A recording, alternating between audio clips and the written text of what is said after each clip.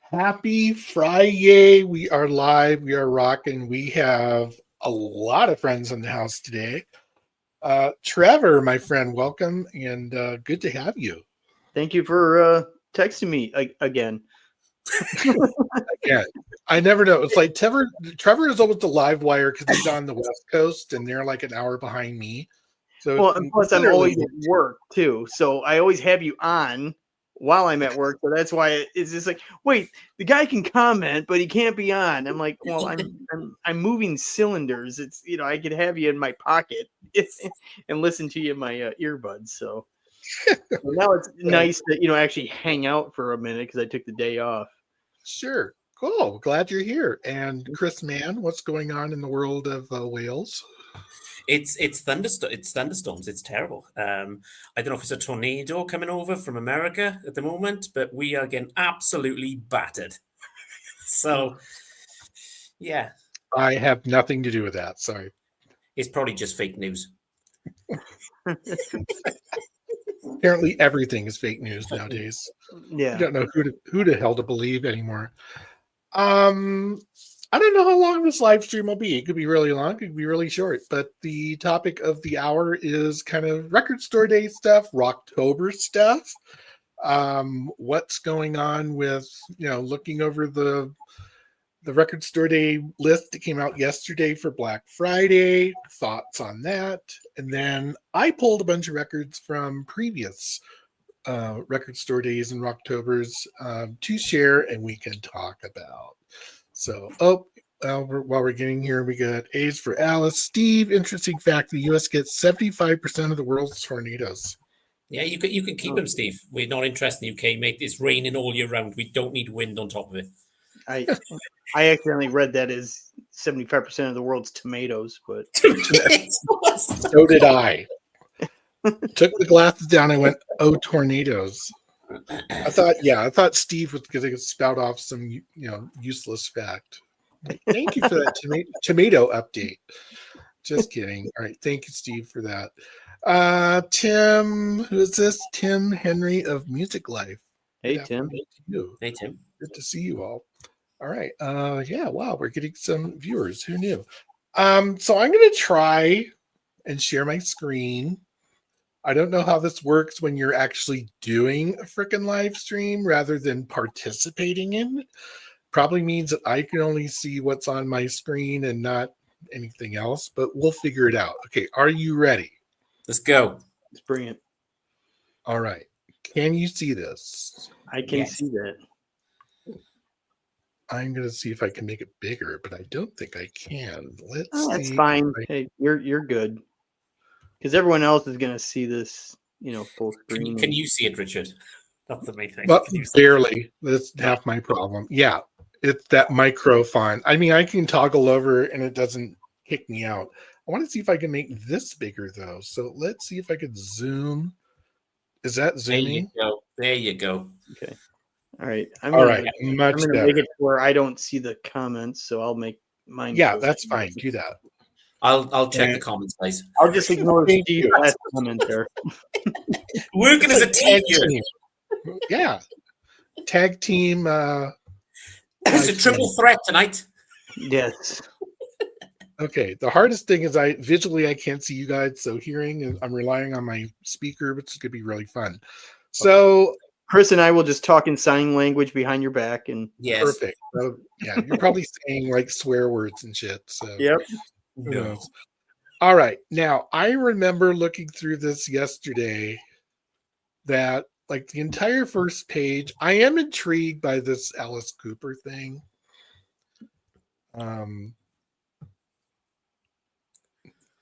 The Welcome to My Nightmare Live. And that's been my bug about this whole list. It is absolutely chock-a-block with freaking live albums, but that's not necessarily a bad thing. What are your thoughts on that? I have noticed the last twice, especially the November record store day ones, Black Friday, sorry. There's a lot of live albums on here. There are. But if it's a good live album, then I'm with it. If they're just putting stuff out, just to put stuff out, then I don't agree with it. That makes See, sense. and that's what I find with like Ramones live albums. They just Yeah. seem to, it's like, oh, we found it 78. Boom, let's put it out. And it's the same thing as something else that came out on a bootleg 20 years ago and blah, blah, blah. Right. Can you scroll back up again to show the track listing on the live part at least? Yep. So that's years ago. Wait, hold on. Okay. What is that? So, okay, there are some of the older. Okay. Yeah. So this was This is Alex's way old. first, well, this is his first solo tour. Oh, wow. So, yeah. Well, Welcome to My Nightmare was his first solo album. I have a VHS. Do I even have it up here? I got a VHS from somewhere in England from 1975 of that show, and I got it on DVD later on. It's okay. Kind of what I figured. Well, I'm in the minority of. I'm not a big fan of Welcome to My Nightmare. I think it sounds very timely. It sounds like 1975. Right. Yeah. So knowing the show, and it's not the original band, it's his first time out solo. For me, as soon as I saw it, I'm like, yeah, no, not gonna happen. That makes perfect sense. All right, we got a couple of comments here. Let me get caught up. I think for an Alice Cooper diehard, this could be a good pickup, but for a normal person, I think they may pass this. Oh, I know. Like, I got a friend back home, Scotty. He has seen Alice Cooper. I am not exaggerating when I say he's probably around the 160 mark of seeing him live. Wow. So I've never seen him once. I've seen him once. And he was back in like 2003 time, I want to say. Twisted Sister were the support act for that one. So wow. That's a good bill. That's a really good bill. If he tours this album, I wouldn't mind seeing this one. Well, so we'll see. Who knows? All right. Get out of Alice Cooper. Trevor, was there anything that jumped out at you? We'll kind of round robin on this. Like I was telling Chris earlier, the Motorhead is pretty much the only thing that resembled anything good. But again, that's another live album from '87 in Brixton. Yeah, Rich, if you scroll right to the top, I Yeah, think there's a section there. If you go back, oh, you got it. You can Oh, yeah, well, I know I could search, but I got there pretty quickly. So I mean, that's something that's, if I find it later on, I'm fine. Like I was telling the guys before we went live, I am so happy when I see the RSD list be so lackluster. Well, no, because my reason I agree.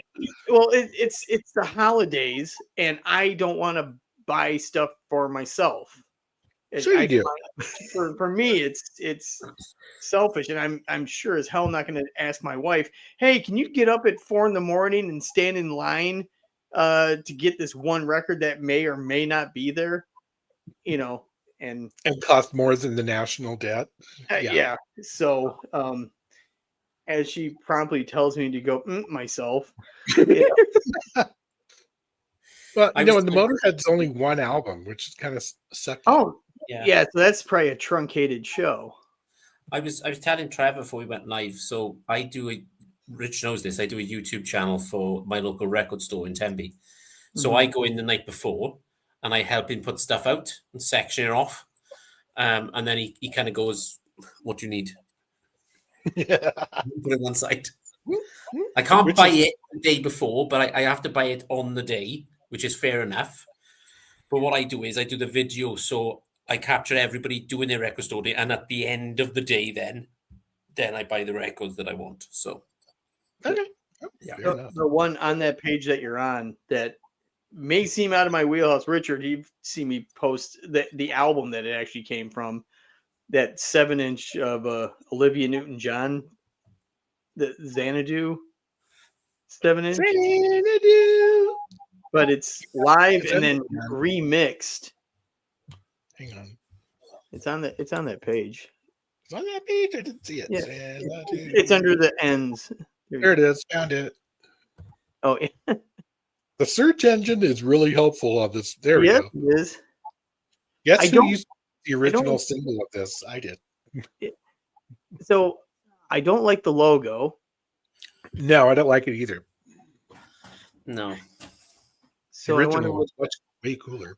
So what's on the description if it says Oh, okay. Let me highlight this to make it look cool. Look. There we go. Oh, it's so much more readable now. To celebrate 45th anniversary of the 1980 cult classic film Xanadu, starring OMG, Gene Kelly, blah, blah, blah. Primary waves list, glittery purple 7-inch. Ooh.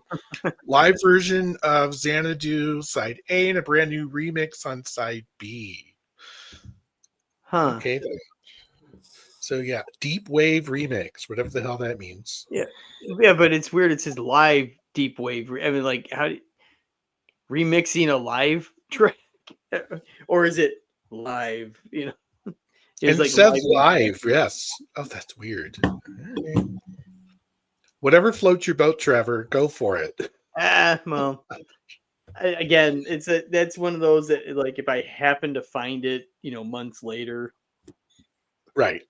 I might in for $5 or something. Yeah. Because Yeah. that's what really pisses me off about record store day or singles. I probably wouldn't mind buying one or two, but they're like $16.99 for a single. Like, Shall I give a perfect example of that? all right, try me. There's talk about an EP that came out for record store day. The Killers and Bruce Springsteen. That was literally 4 tracks. Hang on, let me get back to here. Yes, it was, which was disappointing, but that was all they did together on that. So yeah. So it literally got you got Born to Run on the one there side. you go. So you got Born to Run. Is that upside down? Is that Yes. upside down? Right. You got Born to Run, and then on the other side, then you've got Badlands and Dustland, and that's it. That is it. Mm-hmm. And it that was cost- stupid money. It was really expensive, if I remember right. It cost me about £35, which works out nearly $40. Wow. That's Yeah. too much. The only single I bought on RSD, I want to say this was in 21, 22. And this is like a last minute thing. Like, I just saw it as I was getting towards the register, was the 7-inch for St. Vincent. Yeah. Doing Sad But True from Metallica and Piggy from 9 Inch Nails. And yeah, I mean, not horribly priced, $10, but still it's 2 songs. Yeah, that one. The But only Yeah, reason $5 a song. It's like, ouch. Yeah, but I mean, then you're paying for the cover. I mean, it's a nice, embossed there and, nice heavy stock. So, it's a good novelty thing because, I mean, the Sad But True track came from the Blacklisted tribute album, which is like, I don't know, I want to say it's like 7 discs vinyl. Right. And it's ridiculously expensive. So I'm like, I did like this track, so I got one. So be it. Trevor, the only reason I picked that up because I'm on a Bruce Springsteen kind of wagon at the moment and collecting Bruce. So I was like, this may be the only opportunity I get to get this record in the back of my head going, if I hadn't gone into the record store, I wouldn't have known about it and it wouldn't have cost me $40. So, but I didn't pick as much up, though, to be fair, that I thought I was going to pick up. There was a few I picked up, but they were at good prices compared to that. But then I thought, I like the Killers, I like Bruce, so. Right. Okay, you ready for this question? As an estimate, what's the most you've ever spent on record store day? Ballpark. For me, it's like $360. I remember one year when I came home with like, I don't know, 10 or 11 things. I want to say it hovered just north of $300. So this past one, actually. Because there was a lot on that one. £120, which is about $130. Huh. You did well. Willpower. I wanted more, but people kept buying it. And of course, at the end of the day, then I was just stuck because I'm doing the video for it, watching people pick stuff up, and I'm like, "Don't pick that up! I really want that." And well. And then the worst bit is, I don't know if it's the same for you guys, but when you get home and you look at the records and you go, "Oh, yeah, should I have picked that up? Did I really need that?" Oh, yeah. Well, yeah. Out of this last one, I mean, the one that did I really need it? The Virgin Suicides soundtrack. I mean, I can make a playlist on my Apple Music and have the same thing. Yeah. That's where I'm at too. And plus, it's also like the record store day hype of the fact that here it is, it's here right now. You're holding it in your hand, and a year and a half from now, they reissue it at half the fucking price. I will say though, Rich, I hope they do release that Killers live album in New York. And because they'll have to add the Bruce at the end coming on, I think that'll be I would pick that up as a normal release. But I was just scared that I'd never see this again. And it was one of them kind of, I went into the record store only wanting 3 albums. I couldn't get the Oasis colored vinyl because it sold out within 30 seconds. He sold 15 of them. So instead of just letting people queue up, what he did was he just opened the doors and people just came in. And the record shop is probably the same size as your living room or your lounge. It's ridiculous. You've seen I've done the videos. It's like I can't move. It's like I'm trying to do a video here, and people are It was chaos. No, I totally get it. And that's another discussion. It's kind of like I remember what record store day was like before COVID and after COVID has changed dramatically. Yes. And during COVID was a totally another situation because it was like, absolutely limited entry, or you gave a list to the people and they went in and pulled the stuff and brought you your stack and you paid. The first record store day I ever went to was not the first one, but it was the second one. And I got there early enough. Let's say it started at 10 a.m. because they didn't start at 8 or 6 or some stupid ass time like they do now. And I was 8th in line. Doors open, zoom. Got what I wanted, in and out in 10 minutes, which is usually the case with every record store day I've ever done. You walk in, you get the shit, you're out. Unless there's a huge line at the register. Then came the record store day after that was bigger. This is at Twist and Shout in downtown Denver, which is a freaking huge record store. And they have it's hundreds and hundreds of if not thousands of square feet of records. It's crazy. That year, I was like, let's say 50th in line. Okay. And then there gets a point where you get to the door and they make you wait because they got too many freaking people inside. And year after that, I was halfway around the building. And I think that was the last year I went. I was like, this is ridiculous. And I was there like three hours before they opened. And like number 500 in line or something. This is ridiculous. I gotta be honest. The best on YouTube I've seen is Walk in Talk with John, because he helps the record store guy out, and the way he's got it planned is amazing. Because what he does, he's very clever. He has his used records out underneath tents, so people can purchase them before they get into record store day, and they all got tickets. So unless your ticket gets called and you've got to hand the ticket over, you're not coming in and you're not queuing up. You've got to wait in the car park for the rest of them. That's a good system. That's a good system. It is. I've seen other systems where you get in line the night before and they give tickets out. Then you come back the next day, get a great night's sleep. Doesn't matter. Oh, the door is open. You have number 10. You're 10th in line and you just got there 5 minutes before the door opened. I love that idea. There's a lot of pissed off people. But That is crazy. the waiting in line overnight, it reminds me of well, back in the day, getting tickets. Yes. We said this on the live stream, didn't we? Yeah. Yeah. Oh, you okay? You right, mate? Yeah, went down the wrong pipe because I laughed. Don't laugh and drink beer at the same time. It doesn't work. Yes, or breathing inward. They don't go together. You know, because you're all there for the same reason. You know, obviously with RSD, it's in different. You know, everyone has their different backgrounds and likes and interests. But you just get to know people for those few hours, and then you part ways, and it's kind of cool, you know. But it's fun. Yeah. You know, quite honestly, I liked you brought up, like, you know, during COVID, it was a different beast altogether. I personally liked the drops. I did too. I liked them a lot, and I got some really good stuff those couple of years. Well, and plus, you know, so it gives you a few weeks to save up for the next one. Yeah.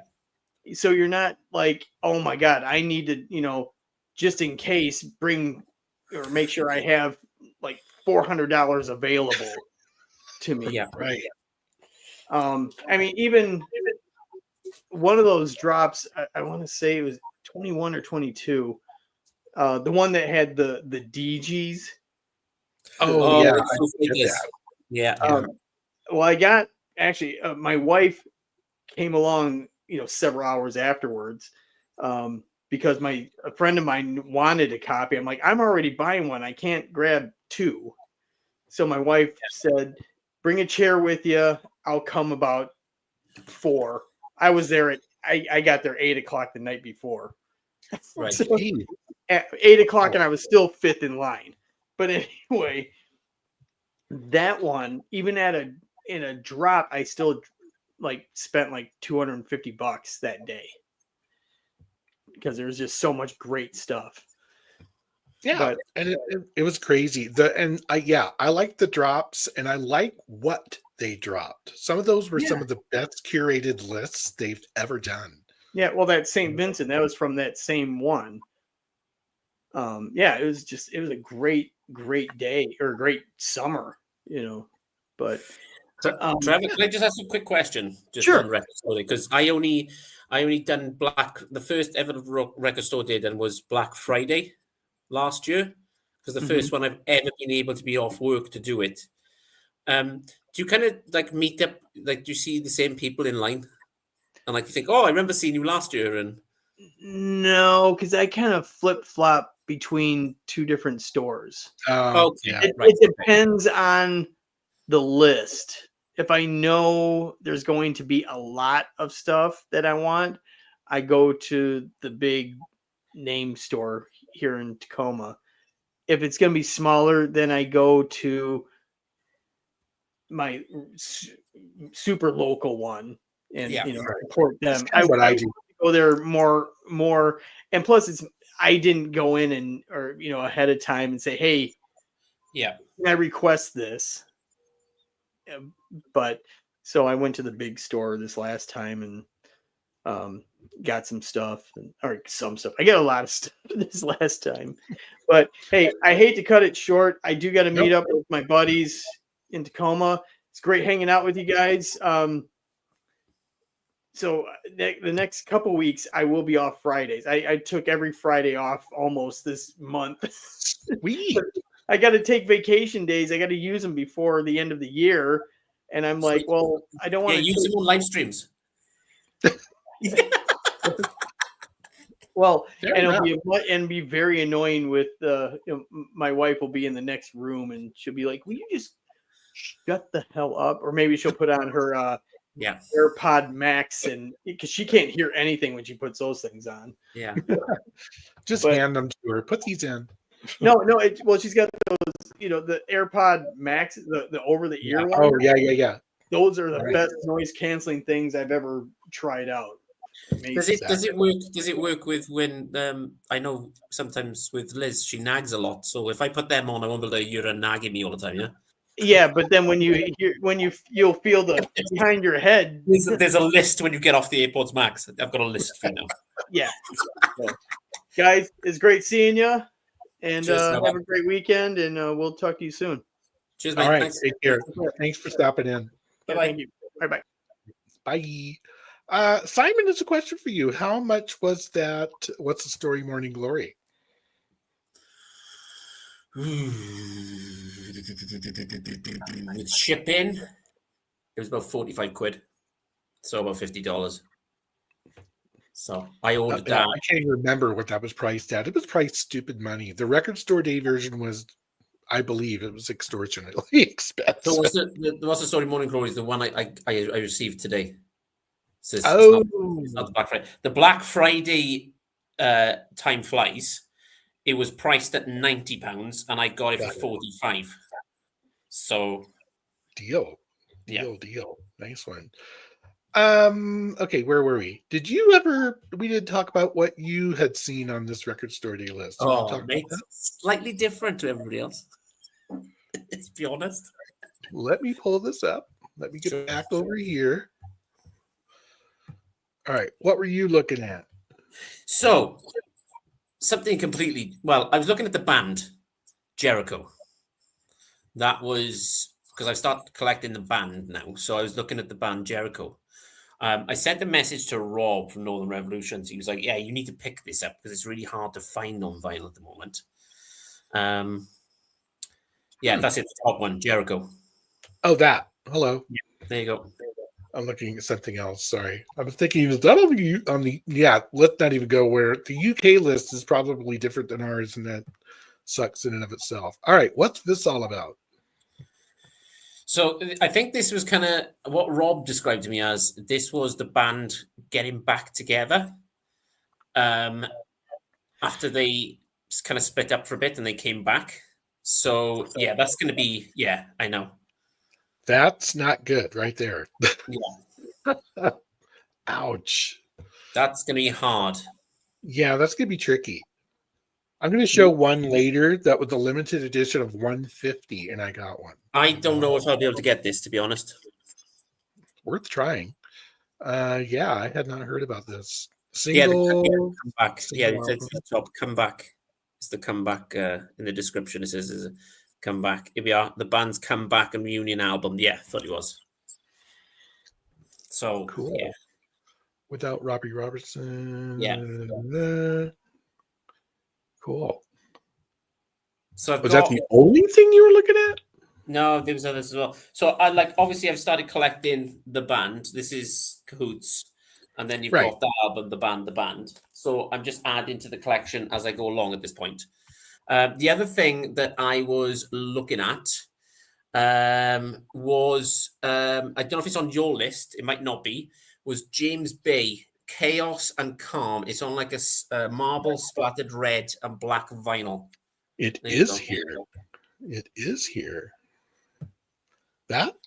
That's the one. So in the UK, it's going to look like this. That's the...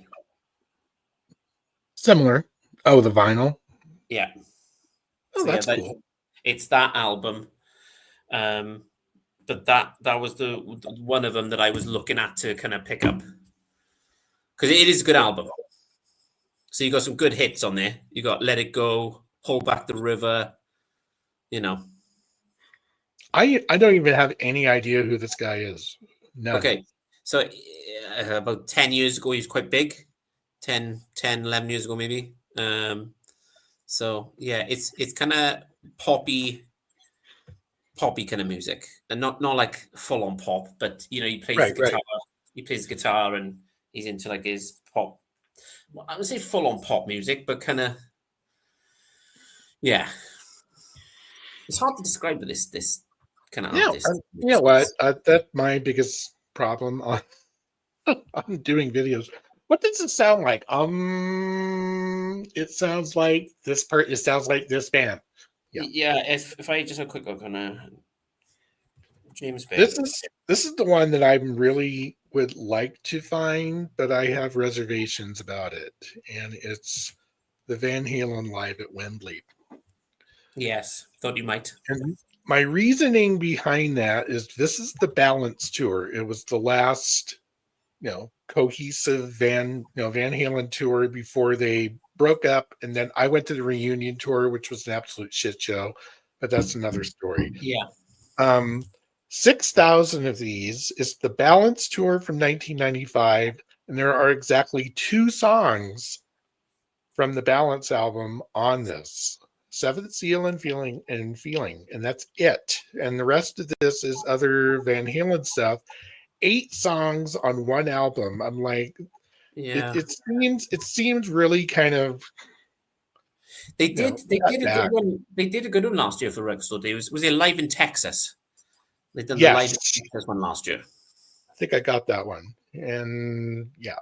So they're milking the Van Hagar thing right now, and it's like surely there's a good sound recording from like Van Halen's first tour or something in the 70s. That would be interesting because I don't know. Who knows? All right. So, Rob, And do you want to check the comments? oh, hang on. I'm on the big screen. Yeah. Hang on. Forget this one. Old Eyes, I can't see. 5-disc Love box set.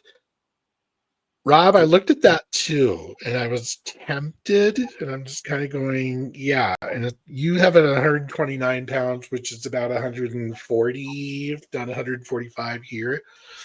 I'm not paying that for a Love box set as much as I love some of their stuff. I'm totally over that. Simon's like, who? Who is that? It's Love.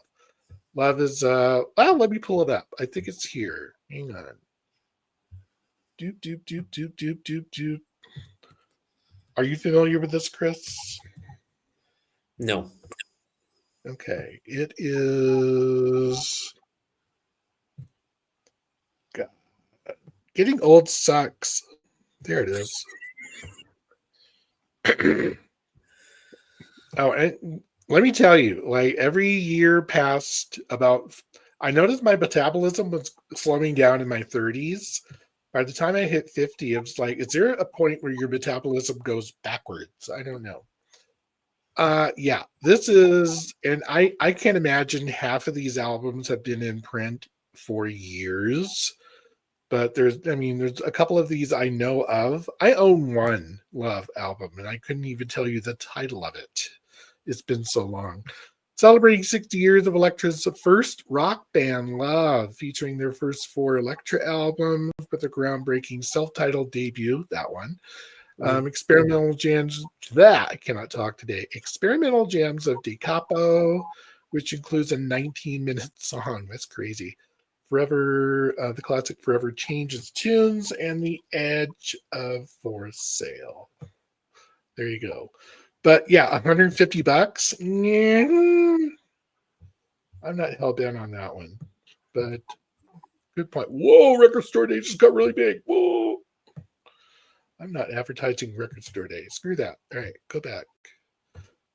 Anything else on the list, Chris? Yes, something completely out the box that I do every Record Store Day is I love this guy, and I don't care who doesn't, to be honest, but I just like his Record Store Day.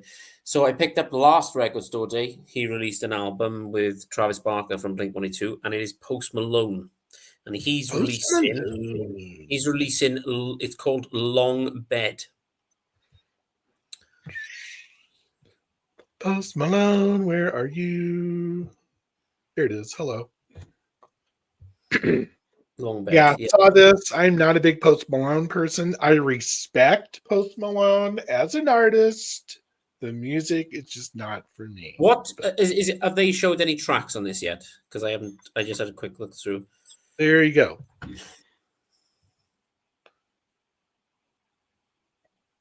Mercedes. Okay, I knew a few of those. Right. This is coming on a orange vinyl. 5,000. You stand a chance on that one. So, Yeah, because last year. Hang on, let me try and find it. I did have it. Where's it disappeared to? 2 secs. There you go. So last year he covered Nirvana this got recorded in lockdown. This one. And this, they literally had one copy. So obviously they've done their maths on this one, going, hang on a minute, we can sell more of these if we put more copies out. Because I remember in UK, I knew nobody was able to get this. So I think they do that intentionally to get kind of a feel for how many they might sell, and then they reissue it at 10,000 of them, and then everybody can get it. It's weird. yeah, so in April 2020, Post Malone raised more than 500,000 for the World Health Organization by performing a Nirvana tribute concert via a live stream with Travis Barker. So there you go. Nice one. Don't expect Nirvana on this.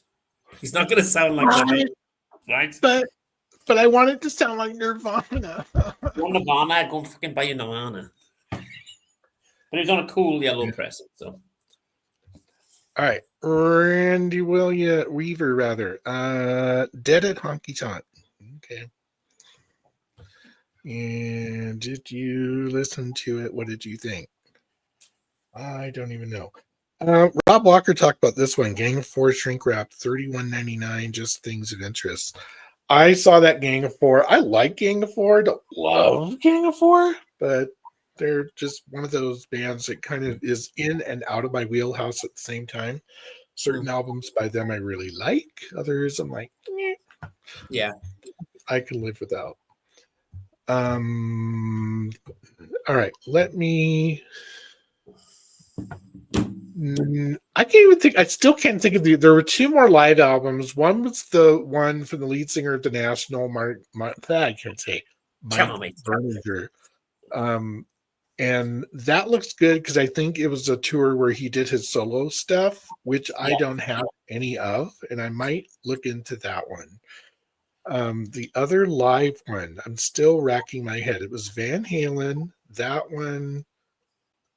Oh, the sugar one. Yeah, I could just talk about that one. I like the idea. I'm glad. I love Sugar. I love Copper Blue. It's one of my favorite albums of all time. It had a bunch of CD singles and 12 inches that had really good B-sides, and they're compiling them all into a 4 12-inch single box set of all exclusive Copper Blue singles, which is well and good. I have them all on CD single. I don't know if I need them.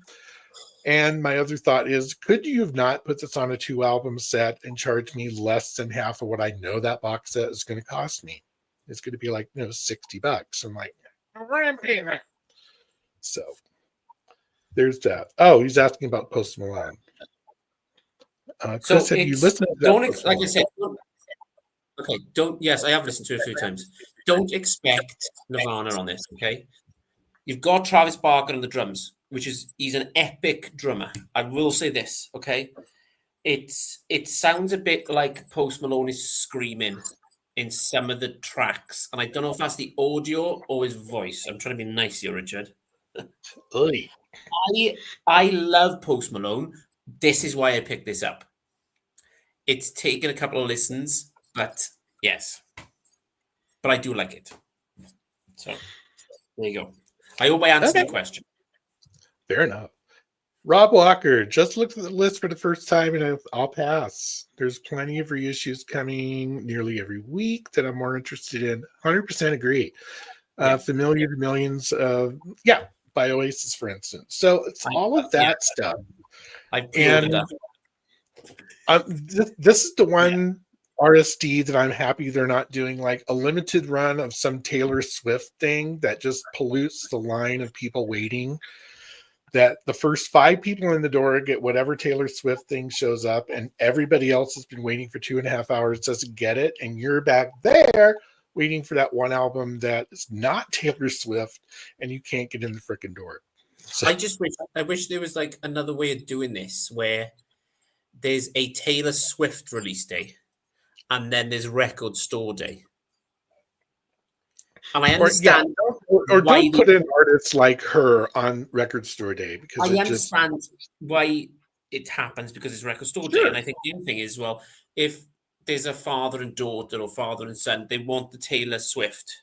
Okay, the dad will go in or the mum will go in, going, "Oh, do you know what? They got a new Oasis box set here. I'll pick that up while we're here." So yeah, Yeah, but that's the only way it works. But I have seen more than a few times where there's a mom, like 3 people in front of me holding a baby. It's like 12 degrees outside, waiting in line to go in to find out the record that they want isn't there. And it's the only thing they want. That frustrates me. And I'm just kind of like, there needs to be a better system for something, some of that. So Taylor what? Taylor released her new one came out today. I'm already hearing everybody's like, woo, Taylor. I'm not a Swiftie. I'm I sorry. I'm couldn't like, give a shit. it isn't that I can't give a shit. I respect her talent. She's, among a host of artists that I don't understand the level of fame that they've attained with what they're doing. It's average, Rich. It's just average music. I don't get it. Thank you. That's sort of it. I'm just like, this is just, to me, it's another pop artist doing pop music. Why is it so massively successful? I don't get it. Okay, put Taylor Swift in the 2000s or the 90s, right? Or the 80s. Does it work? No, it doesn't. Because there's too many good, better artists. It's mediocre to me. It comes on, I'm like, I'm bored. I don't know. It's not that I'm bored. Well, if it comes on, I don't even know. Oh, that Taylor Swift? I couldn't tell you a Taylor Swift song from Johnny Mathis. I don't fucking know. Is that just me? I don't know. Let me show some records. All right. Hey, Morton, you right, mate?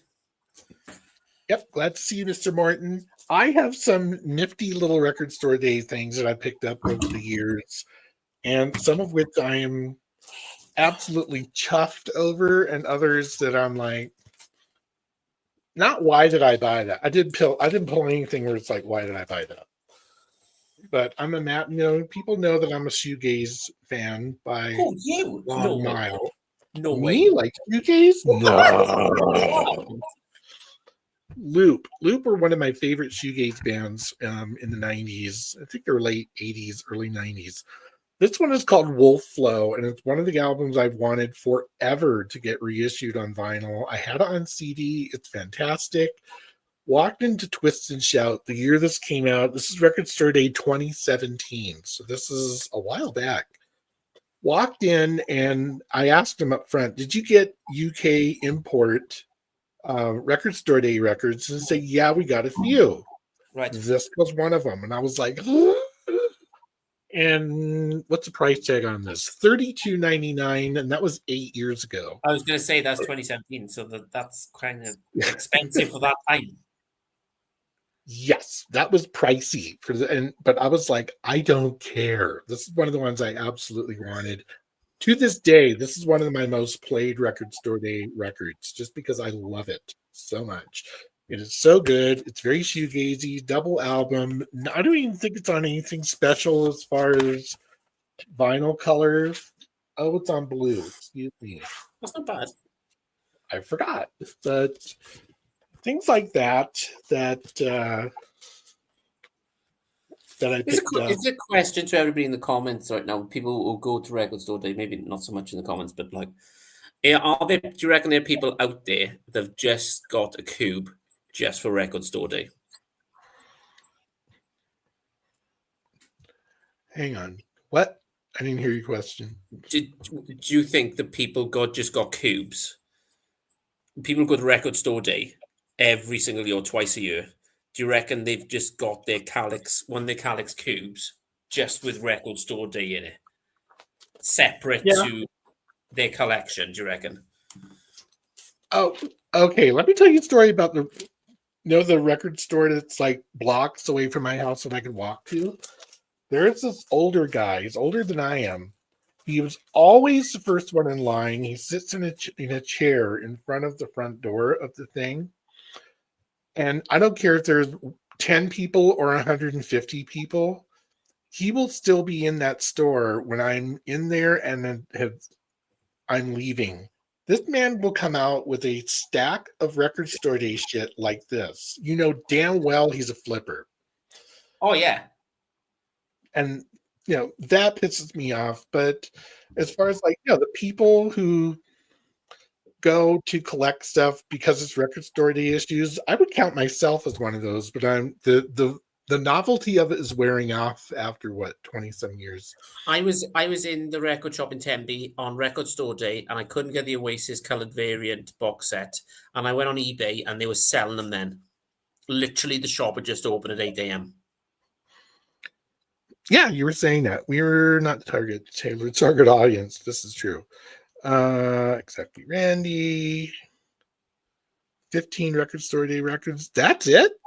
Rob Walker. That's actually surprises me a little bit. But I know you also like to find, Rob likes to find, the OGs in the wild. I think for him, it's the thrill of the hunt.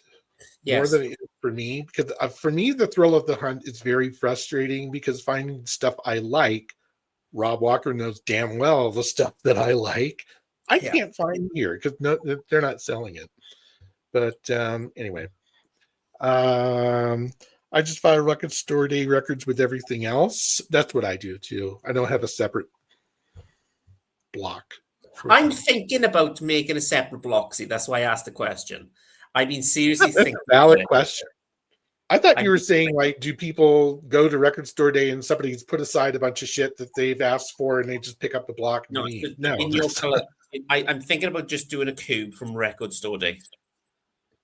Because you don't have like 5,000 records, that's probably a very easy thing to do. For me, it would have to research, like, is this a record store day issue? Literally, Chris, well, that's why I keep the hype sticker. Well, I do too, but I still have to hunt them down, and sometimes they don't say record store day on them. I literally, to my left, have a crate of fucking record store day records that I pulled in the last, hour before this. And I'm like, we're not going to talk about all of these, but we'll talk about some of them. But yeah, if I could put all my record store day stuff together in one spot, it would probably be a neat idea. I'm seriously thinking about it. Yeah, do it. There we go. Let me get caught up on this. I feel like I'm a mile behind here. I just file everything with everything else. My separate records, apart from some bands, are my Vinyl Me Please. Yes, my Vinyl Me Please stuff is separate. That's over there. I have that too, but I only have like about 20 Vinyl Me Please records. Okay. Rob Walker, flippers give people who don't live near a record store a chance to get a record. Yes, I get that. No. I found even like when I'm looking for UK record store day releases, I have better luck online with like Banquet Records out of London, Asai Records in Edinburgh. Where else? There's a couple of other places. Norman Records. I can likely find those later when they go on sale to the masses if I have fast fingers. Will you pay a premium for shipping? Absolutely. But my problem with the flippers is they're not selling it at retail. They're selling it at retail plus extortionate markup, which I do not agree with in the least. So yes, I agree that they can source stuff, but still, great find you picked up in that haul. Thank you. I did. I picked up some neat stuff in that. It was crazy. Simon, not interested in record store day.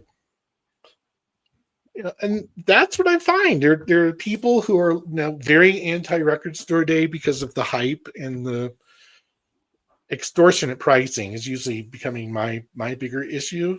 It's like, yeah, it might be nice to find that, but I'm not paying $60 for a one album Van Halen live. That's not happening. Then I see it in the wild and I go, okay. It happens. It does happen. Rob Walker, I'd rather just go looking for my own treasure. 100%. 100%. And you have lots of different avenues for finding that. Your thrift stores are just freaking amazing over there. What you show that you found, and I'm just like, oh my god! Or you found that in a car boot sale and it cost £1. I'm like, it's crazy. I go to my thrift stores and 90% of it is absolute trash. CDs, sometimes I find some gems, but not very many. Yep, and Simon agrees with Rob, and that's kind of how it goes. What's another one? This is one I had to wait a couple of years to find this one. Let me make myself big again. Hello, world.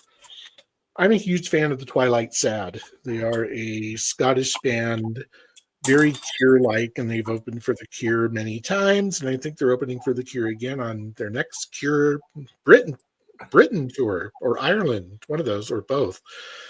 And Slow Dive is on that bill too. That's going to be a good show, guys. Love the Twilight Sad. It's kind of morose and dark, and they're a little bit weird, but I love how dark and gloomy they've been ever since I heard this album. I can't even tell you where I first heard songs from this. Fell in love with it immediately and picked it up on CD. This is their debut album called 14 Autumns and 15 Winters. Highly recommend it. It's the perfect starting point for the Twilight Sad.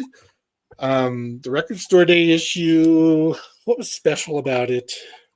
A second disc of previously unreleased demos and a poster and a coupon of downloads. What more do you want? My problem, this is in a PCB, that really thick plastic outer. I need to change that up. So I'll put the outer behind it and put this in a better sleeve so it doesn't deteriorate the goddamn vinyl. But I love the Twilight Sad, but this did not come out in the United States. It's another one I had to find and eventually get shipped in. And I think I found it on, it might have been eBay for all I know. But what else have I got in this massive pile? I forgot to pull the U2 one. Darn it. That rare one I told you about, Chris. Yes. 150 released. People will go, who the hell is this band? I know who the hell this band was. And the band called the Depreciation Guild. They're a shoegaze group. I think they're out of the UK. This came out years and years and years ago. I don't think it was ever released on vinyl. And then it came up on a list of Record Store Day titles. Does it have a year on here? No, of course not. It was the 10th anniversary of this. So was there a year this was recorded? So this was 2017. This came out. Limited run of 150. And I walked into the record store that's like half a mile from my house. And it was sitting there. And I was just like, put it in my pile. I have never seen another copy of this ever in the wild. So I'm ecstatic to have this. It's a really good cover on that, Rich. Yeah, the cover art is really cool. Check out the kind of aqua blue vinyl. It's not intense shoegaze. It's not My Bloody Valentine level, but yeah, that's sort of like the color thing for color TVs back in the 70s almost, where it's like, oh, you could tune in your color, just dial it in so it looks cool. You know, I was just thinking that, maybe have I seen that before? And I just, when you said that, then I was like, yeah. They have another album, and I can't think what it's called, that I would love them to do a reissue of that one too. But Rob has given us an update. Hardly been to any car boot sales this year. My local charity shop is like a record shop. Your local charity shop is insane. It's like, oh, I got this for £1. But I appreciate how at least they respect titles that are worth something. They sell them for something, but they're not stupid about it. And so I think shop. So I've been talking to David Atkinson about charity shops recently, and he said to me that, you know, where I am in Tembe, the charity shops are crap. Like, you get in the basic World War II kind of music, but I know Rob up north, his charity shops are so much better. No, he's in a major metropolis. Tenby is like, that's big, right? Yeah, because believe it or not, right? So David Atkinson's wife family is from the Tenby area, so they go back and forth all the time, and we chat back and forth stuff. But I know up north, when I've been up north, the charity shops up there are so much better. I don't know why. I have no idea. Maybe Rob can tell us why. I have no idea. I don't know if it's that there are just more of them, or they're better curated, or they're careful about what they accept in the charity shops there. Where here it's like, I hate to say it, but you walk into a charity shop in America and it's not quite like walking into a junkyard, but it's damn close. It's like a well curated junkyard, but it's like all of this, glass cat is over here, and collectible this and that, and picture frames and stuff. It's sectioned by what it is, but that's pretty much it. And yeah, it's crazy. But yeah. Now, did I tell you? I think I told you the story of my Fountains of Wayne record store day fiasco. Go on, tell your audience. Go on, this is fun. I shall tell the audience. Make sure I pick up the right one this time. Go on, mate. Okay. And actually, Simon will appreciate this one because he knows this album. So, let's see what year this was. Of course, it doesn't have a year, or does it? No, it doesn't. It was a Black Friday issue, but it was Fountains of Wayne. Let me make myself big again. Hi, me. Fountains of Wayne's album, Welcome Interstate Managers. So I was like, wow, cool. It comes out on, limited edition, this and that. Vinyl debut, one of the greatest power pop records of all time. It has Stacy's Mom, great song. Yes. Elevators Up. 2 LP pressed in natural in quotes, with black swirl vinyl, limited edition of 3,000 copies. Excited me. I get it home and pull it out. And I go, oh, it's so pretty. It's so gorgeous. It's so wonderful. All right. What is this? Side 3 and side 4. Okay, hold that thought. Oh, where's the first album? Oh, here it is. Here it is. Found it. Side 3, side 4. Oh, man. Do you know how pissed I was? I was just like, fuck my life. I was so angry. And of course, well, it's open. We can't do anything about it. I even wrote to the record label, and Real Gone Music, who I know, Americana Sam is really into Real Gone Music, and I am too. They released some cool stuff. Could they do anything? No, they don't have a back stock of stuff like this because it's a limited run of 3,000. It's gone. Somewhere out there, there's one of those that has 2 side 1, side 2s. We need to meet up. But come to about a year later, they did reissue it on red vinyl. Yeah. So I did get the album, but it cost me in the neighborhood of like $90 to pull it off. I've got to be honest, the only Fountains of Wayne I knew was Stacey's Mom, right? That's all I knew was Stacey's Mom, because I remember the music video had Rachel Hunter in it, which is Rod Stewart's ex. Hey, Chris, you're not paying attention to the chat. I'm way behind here. So, well, right. Robot. How you doing, buddy? Thrift shops are nonsense. He's in Toronto. Most of the records are awful and unplayable. 100%. And that's exactly what I run into. It's Jim Neighbors wrote stuff that I wouldn't buy anyway. Love Fountains of Wayne. I have other releases on vinyl. I have most of them. I don't think I have all of them. Rob Walker. The shop near me is the exception to the rule. Oh, not the rule. Got it. Michael, who works there, had mentioned to me they have original Love Lists that's being put out soon. Holy shit. Quick sidebar. I went to that record store down over here. They had a love list sitting up on the wall. It was a used copy. They had priced it at $250 some. And I was like, wow, that's a lot.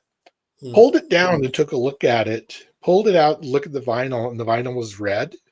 Then I looked more at the details on the cover and the inner sleeves, and I went, this is not an original. It's not a creation original. They never did it on red vinyl, and it's a bootleg. And they went, oh, it's not on the wall anymore. Sorry, sorry to say. Sam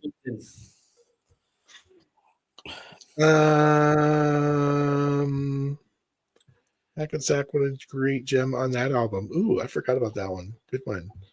Americana Sam. Yes, you joined in right for Fountains of Wayne. Yeah, my Fountains of Wayne from Hell experience. So sad. have they, Rick? Have they, like, since that record store day, have they released that again on vinyl or not? The what? The album you just showed, is that the only Fountains of Wayne album can you actually get Fountains of Wayne, that album, on vinyl now, or was that just a limited press? They reissued it on red vinyl about a year later. So that's what this is. That's why I have two. The one that Sam and I like, Sam got me into, and I can't think what it's called. The Fountains of Wayne album. It's a later one, but it's only on CD. I want that on vinyl, big time. Richard, that double album you said has two CDs. Really? Interesting.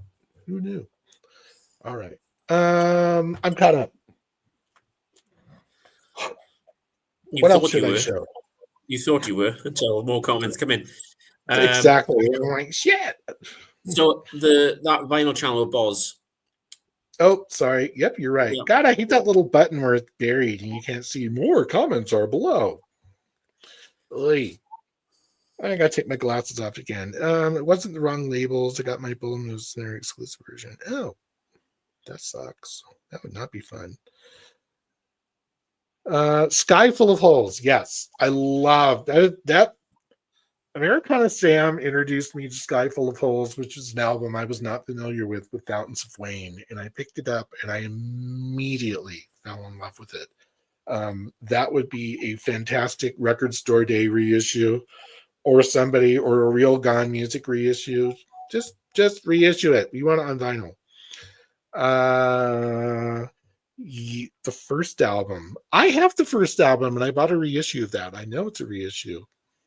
It is good though.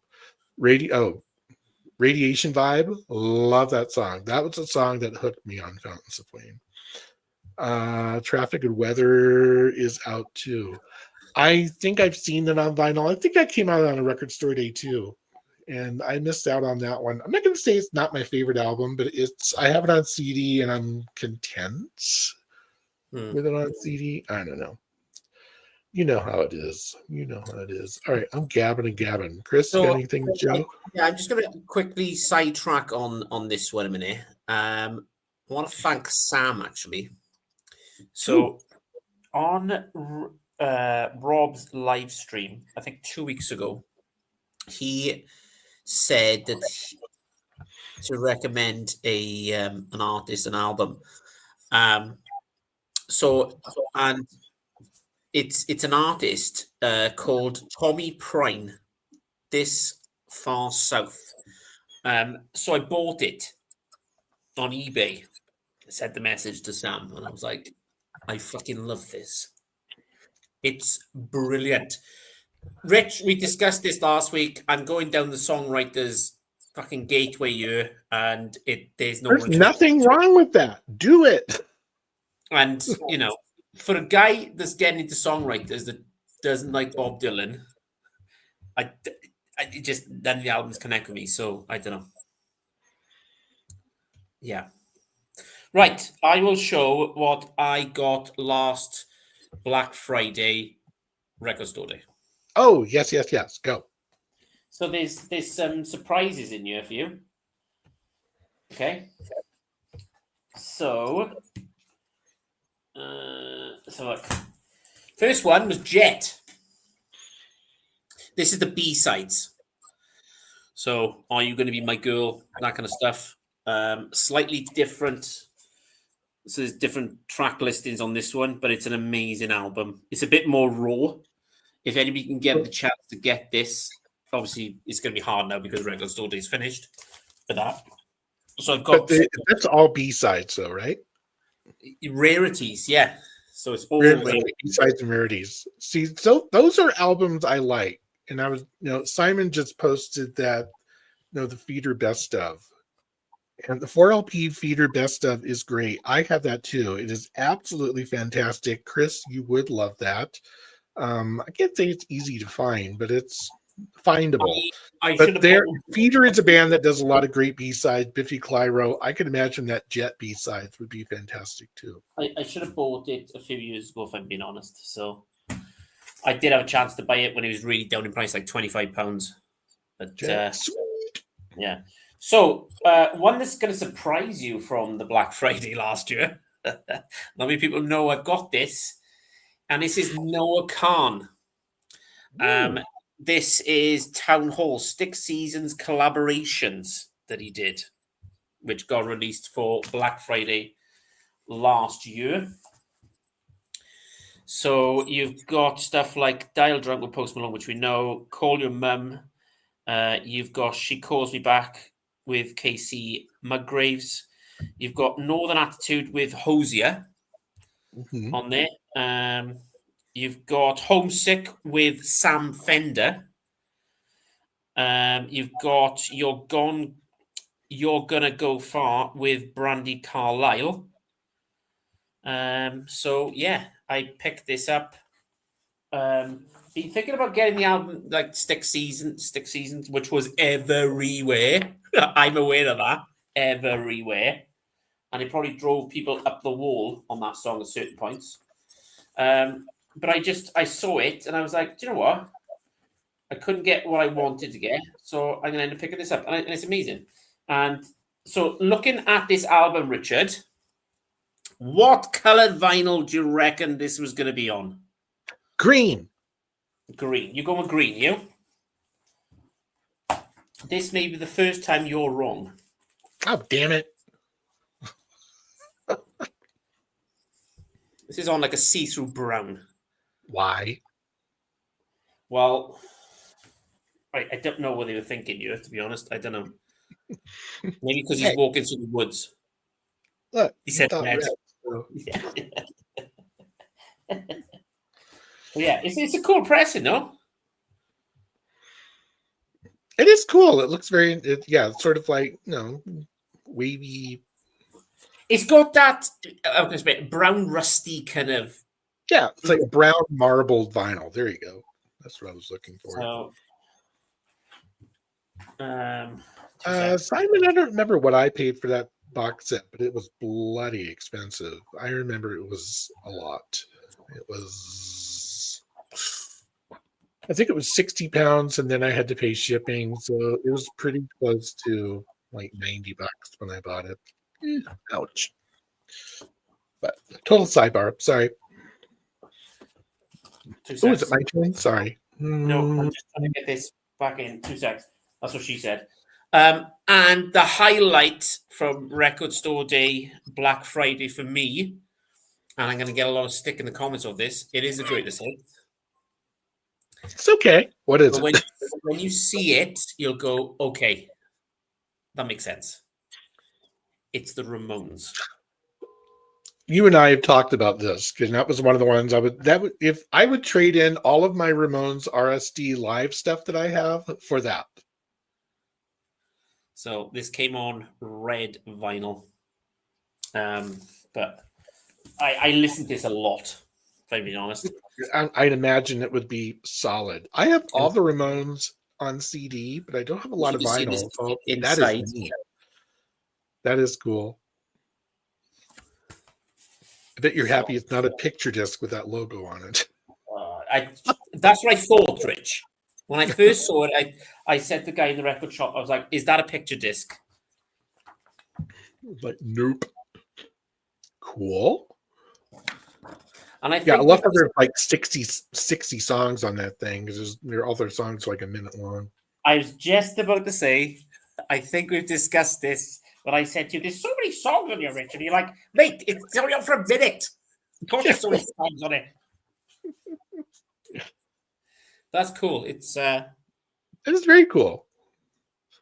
Yeah, it's one of those ones that if Rob at Northern Revolutions were here right now, he would have a shit fit because I found another copy of Passengers, that U2 thing he's been after that he finally got. Yeah. Copy at my store, literally down the street. But it was $56. Oh, US. I'm like, oh my God, that's like 75 Canadian. That's ridiculous. I'll just show this. That's probably why no one's bought it. 2 secs.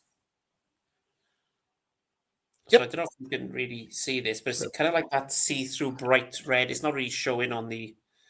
Yeah. Sort of translucent red. I love it.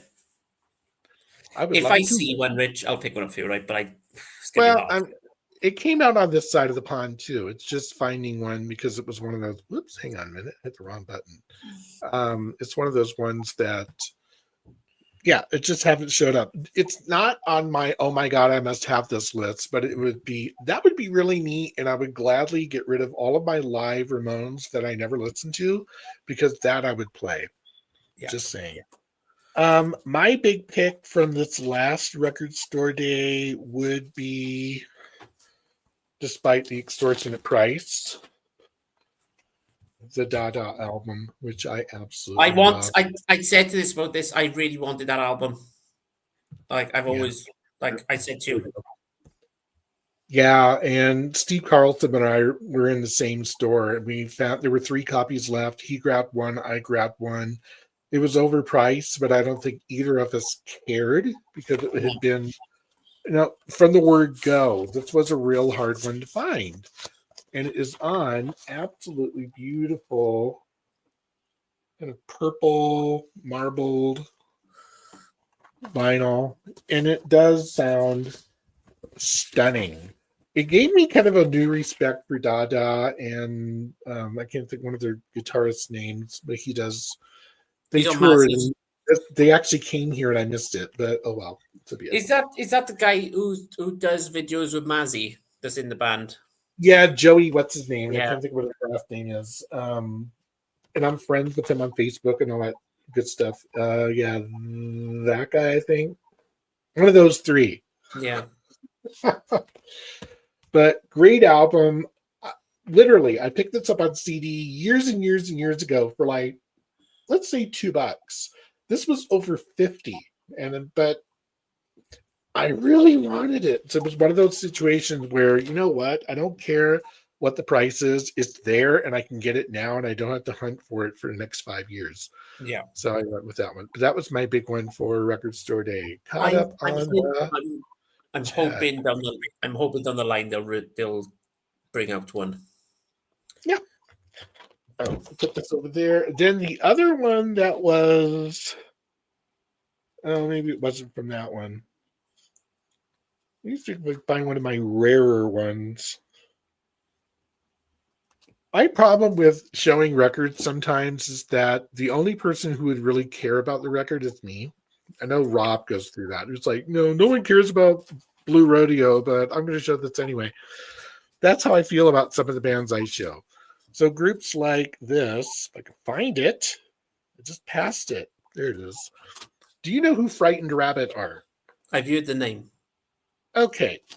Frightened Rabbit are kind of in the same school with Twilight Sad, that they do kind of dour, darkly themed. Whoops, wrong button. There we go. Darkly themed songs. Scott Hutchison committed suicide in 2018. And almost like all the mental health indicators were kind of in the lyrics of a lot of his songs leading up to that. But they're dark, morose songs, but they're uplifting as all hell because musically they're huge, big, swelling songs. So this is the Midnight Organ Fight, and it's their classic album. This came out as a Record Store Day issue paired with their live album called Quietly Now, which is, I think this is the only way to get Quietly Now on vinyl. Right. Okay. So I'm happy about that one. But what is special about this? Double LP with Quietly Now on vinyl for the first time, Record Store Day art print, and free download. The acts of God I went through to get a copy of this because it got back ordered for a while and then it showed up. I think I got it from Banquet Records out of London, and it took ages for shipping. I didn't care. I was like, just get this to me intact and I will be happy. Here it is. If I recall correctly, it got a reissue several years later, just the main album, not the live one. But it's classic, and they're a band that I am happily a completist of because their music is so amazing. Saw them live, Twilight Sad open, Frightened Rabbit were the headliner, and I'm glad to say that I saw them on a stage in freaking Denver, Colorado, of all places. And it was packed. They have a following. It's just that they're such one of those niche bands that a lot of people haven't heard of, and that's. I'm quite surprised that this Record Store Day we saw no Cure. I haven't seen the Cure yet on the list. Seen what? The Cure. No, they didn't do a picture disc this RSD. I think somebody mentioned that yesterday on the on Chance's live stream. It's like, yeah, there's no Cure, truckloads of live records, truckloads of demos, a lot of different genres, which I think a lot of people appreciate. There's hip hop and R&B and jazz and alt, classic, everything, which is always. It'd be good. It'd be good to see, like, because in Canada at the moment, the post office are on strike, so it'd be good to see if they actually get Record Store Day, releases. Because if the post office are on strike, that's gonna be an issue. Haven't they been on strike for a while, or is that refired up again? Yeah, fucking post people are just fucking assholes half the time. So it's just you've got Speaking of strikes. Speaking of strikes, and it's a sidebar to tariffs, but that's another story. I think I've been looking on Reddit to figure out the whole Biffy Clyro album that I ordered from Warner's United States. It was supposed to ship last Friday. Still hasn't fucking shipped. I'm frustrated. And come to realize that the possibility, although I've ordered stuff from the UK and it like my Blue Nile records came in 7 days flat. Tariffs prepaid within the shipping, it was like 20 pounds and I didn't care. It was like, just get this to me. That came in 7 days. So I don't understand. There might be a thing where it's like, because of the tariffs, a lot of shippers outside in the UK are not shipping to the United States right now. Everything's on hold. And that could be why my Biffy Clyro is not in my hot little hands. Mate, I've told you before, let me know what you need. We'll do a PayPal, or I'll just send it to you. Be quicker. I can. You cannot get this one because it's a special edition and it's signed. So good try. I can sign it for you. You're not going to like what I put on the front of it, but I can sign it for you. You're funny. I can get the vinyl in America. I just can't get it. I just can't get the one I ordered, and it's pissing me off because it was based out of the United States. I'm like, what the F? Thank you, Donald Trump. Right. Anyway, right. Hang on. Let me get caught up in the chat here. We got chat stuff. We got chat. Okay, this is the Canada Post strike, according to Brian. I get it. Strike part 2. Okay, so it was on, it was off, it's on again. Long story. Got it. And what did that final chance say? Simon would like to jump in. I can't get a link to you, Simon. Anyone looking to get liquid vinyl numbered edition of Eric Carr? I can answer that in one word. No. Do you reckon that Joe might get that one? I am a Kiss fan. Joe might get that one. I'm sure he probably ordered it. My problem with the Eric Carr stuff with Record Store Day is that it had been done to death for the last 3 record store days. Hmm. Here's the Eric Carr. Here's the CD. Here's another one with extra crap on it. Now it's the liquid vinyl edition. I'm like, who is asking for this? Said nobody ever. If you're a major Kiss fan, great. More power to you. I have been a major Kiss fan. Yeah, it's frustrating. Brian says bad typing on my tablet. Well, we got the gist. So yeah. Mate, you've seen me. You've viewed me. You've seen me in the chat on the live stream with Rob. So I'm not saying another word on my typing situation. If I can get my hands on it, it'd be unlikely. Okay, so let me just clarify this. Hold up. I'm still seeing Eric Carr stuff from previous record store days. Yeah. In the regular stacks, and not even marked down because everything Kiss is extortionately expensive to begin with. But it's really interesting. It's like there's still this stuff, yet they release more of it. So isn't the Carr stuff? Didn't that get released last year as well? Is that the same album? I just said. Same cover. I just said that 3 times, dude. I'm like, what? We don't need this. I can understand why Boss wants to get it because he likes his color variants and his liquid and the stuff. I get it. I understand it. But even for me, there's only so many times I can buy the same Stereophonics album. So, or the Feeder album. You know, it's kind of right. Yeah. Yes.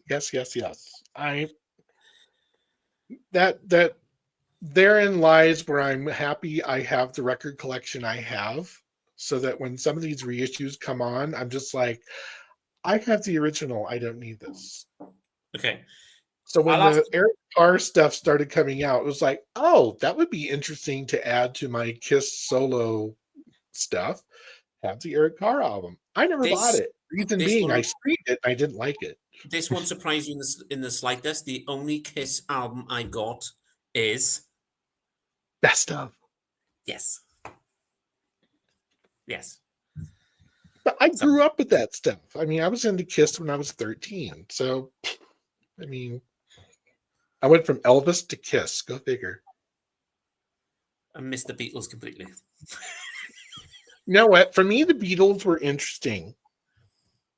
The Beatles, I was into the Beatles. My sister was into the Beatles. My sister is 4 years older than I am.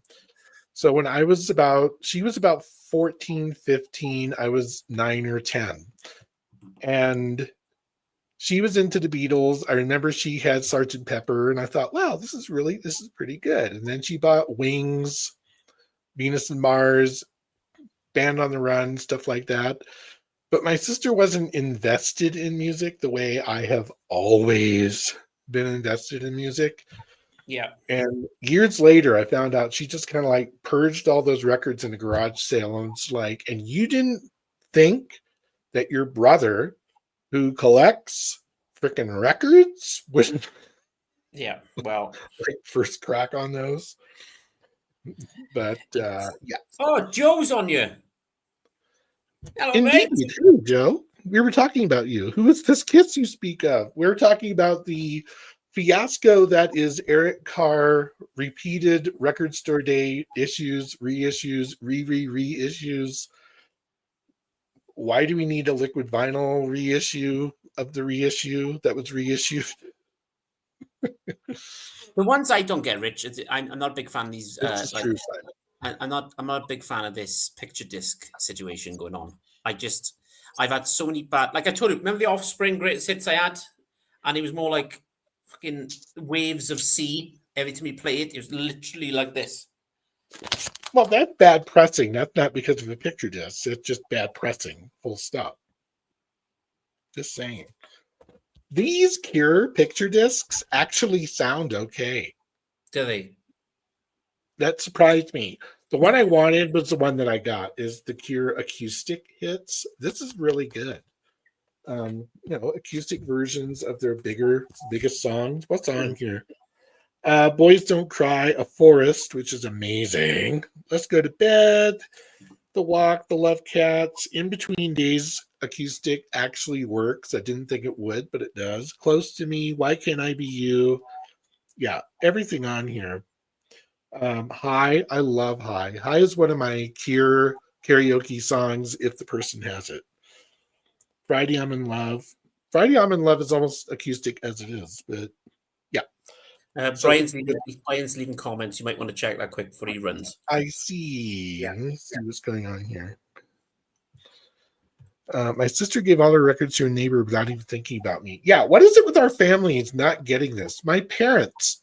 My father. I could have killed my father. He died a few years later, but I could have killed him anyway.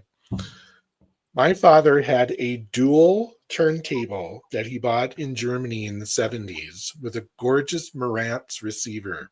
And he had that in our house for years and years and years. I would say that turntable probably had less than 100 hours of turntable used on it all the way into the 80s. And after he passed, I went to their house to help out my mom with the final things. And look, where's that turntable go? Oh, he sold that in a garage sale, and I nearly cried because I was in love with that turntable when I was like 15, 16. That was like a 70-year-old turntable now, give or take 60 maybe. No, 50 years old. Yeah, it would be about 50 years old. And I'm sure it would function beautifully. I'm like, you sold it in the garage sale. Brian has to go. Bye, Brian. Good to see you. Joe said bye, Brian. I missed Joe's comment up here where it's agreed it was good once. We don't need more versions. True. What's this? Please don't tell that story ever again. It makes me sad. Sorry.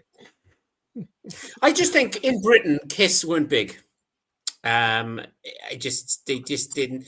We had bigger bands than Kiss. You had Slade, and I would say Slade were bigger in Britain as Kiss were big in America. Okay, so you had Kiss were big. What 70s? We say 70s up until the mid 80s, and Slade were big in the 70s, and then kind of petered out in the 80s. Yeah, we had the Who. So. Yeah. Oh, look who's in the chat. Alex. Hello, mate. Alex Beer and Vina. What's up? I'm having a beer.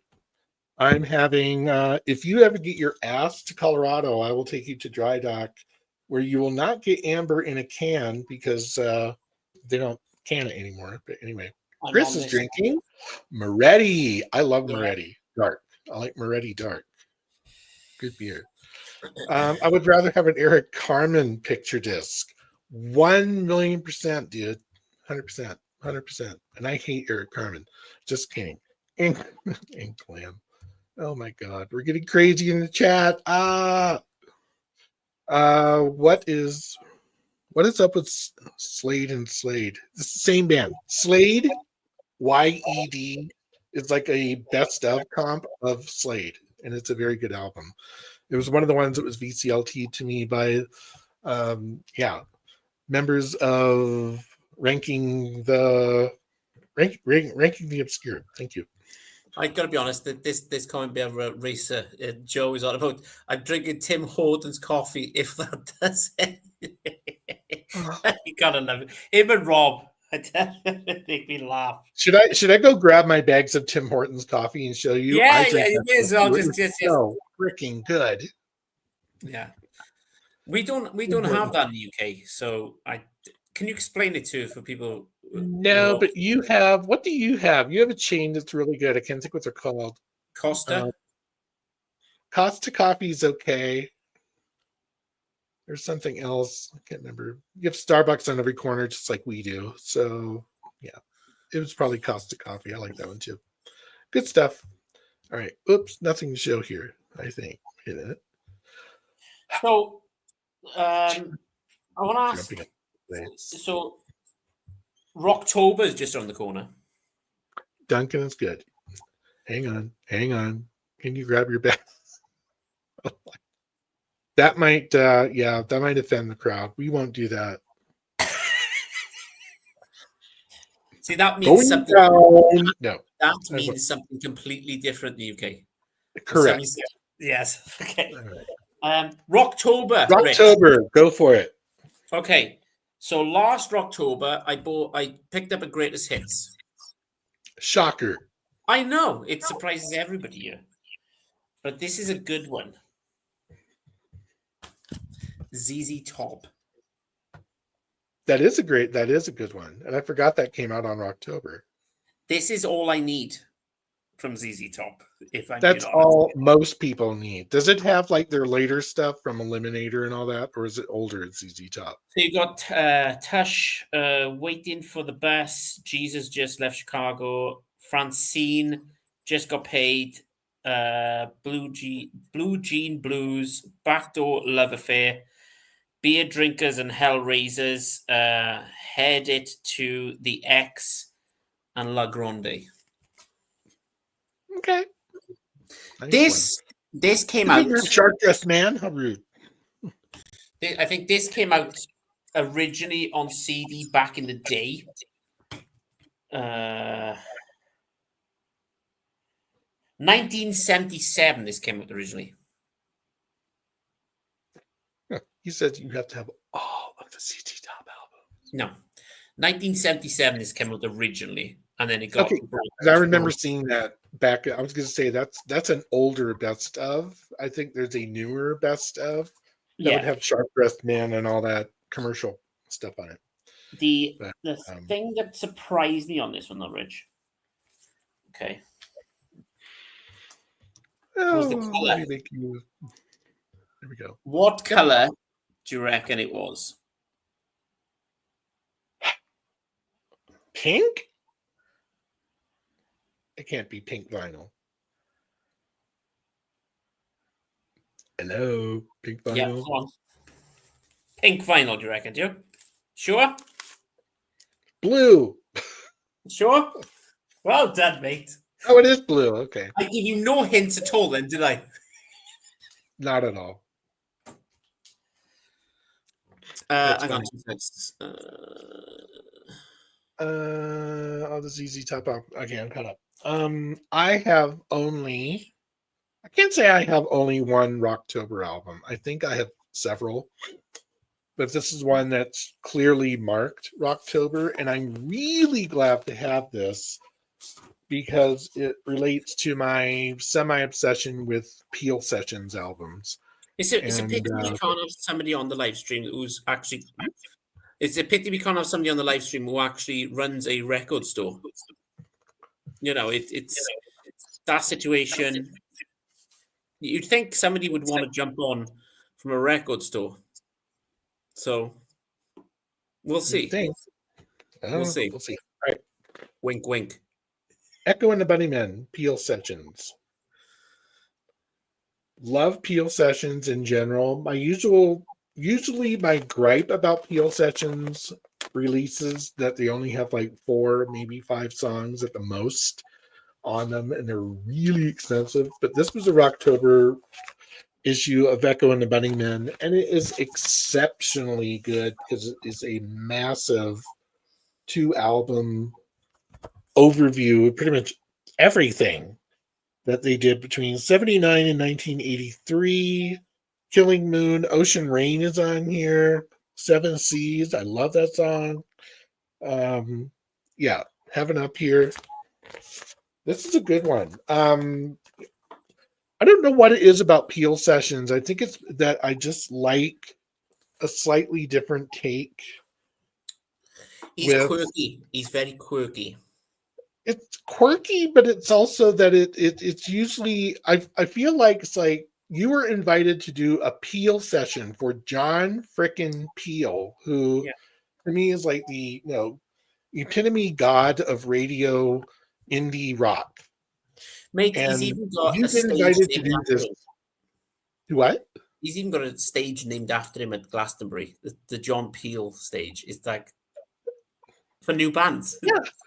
The guy is a freaking icon. And if you get invited to do a session, it'd be like, oh my God, it's amazing. So, hey, I believe we have somebody trying to get added to the stage here. Let's see if it works. And there he is. Hello. Yay! Earth calling Joe. Come in, Joe. Gentlemen, You right, mate? I don't know if it's a little delayed. How's it going? Good? Yeah, good to have you. It's good to have a record, owner talking about Record Store Day, Rocktober, new releases. So yeah, it's good to have you on, mate. Yeah, no, appreciate it. Thank you. I'm not sure how good of a connection this is, but we'll give it a shot. Yeah, absolutely. So Rocktober, we're talking about Rocktober and the kind of pickups and like what to expect, and the one I was going to say, Rich, that I am going to get, the only one Rocktober release I'm going to get is a greatest hits, and it's the Doors. Oh, okay. I thought that's a good gateway to start with. Oh, Doors. absolutely, with the Doors. Yeah, for sure. I mean, if you're not familiar with all of it, then I'm preaching to the choir of the greatest hits guys, right? I mean, that's your jam, that's your deal, but it's a good way to go if you don't know what you're getting into, and or if you have a pretty good idea you're not going to need album cuts, then why not start there? And all of these rhinos, from what I understand, and I'm just actually looking at the list that my supplier sent me, they're all supposed to sound really, really good. I think that I think I've said this on a couple of our other shows where Rhino used to be a bit of a minor label, but they're not that anymore. They've done some really nice work, right? Exactly. I think they've picked their game up big time, and I think what's helped them out is the high fidelity releases that they've released as well, which gives them a better name, I find, in a way. Oh, for sure. That's the thing, is that they've stepped up their game as far as, I'm not sure if they went to new plants or new, engineers or all of the things that go into making the vinyl sound better, but they certainly have as of late. That's not to say that their stuff was crap before. I think it was just looked at maybe as not as good, but that's not the case anymore at all. So I can ask a question to Joe minute, because I'm quite interested now, because he's got my attention here.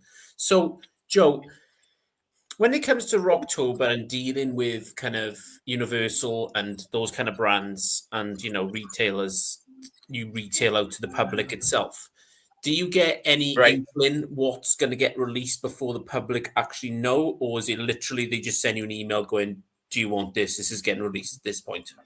Yeah, no, it's pretty much the same day. The list goes out, at least through my supplier. And there might be other suppliers that do it completely different. Like, if you're buying from a big supplier in the United States, as an example, they may have that list well before me. But I got the list. I don't know.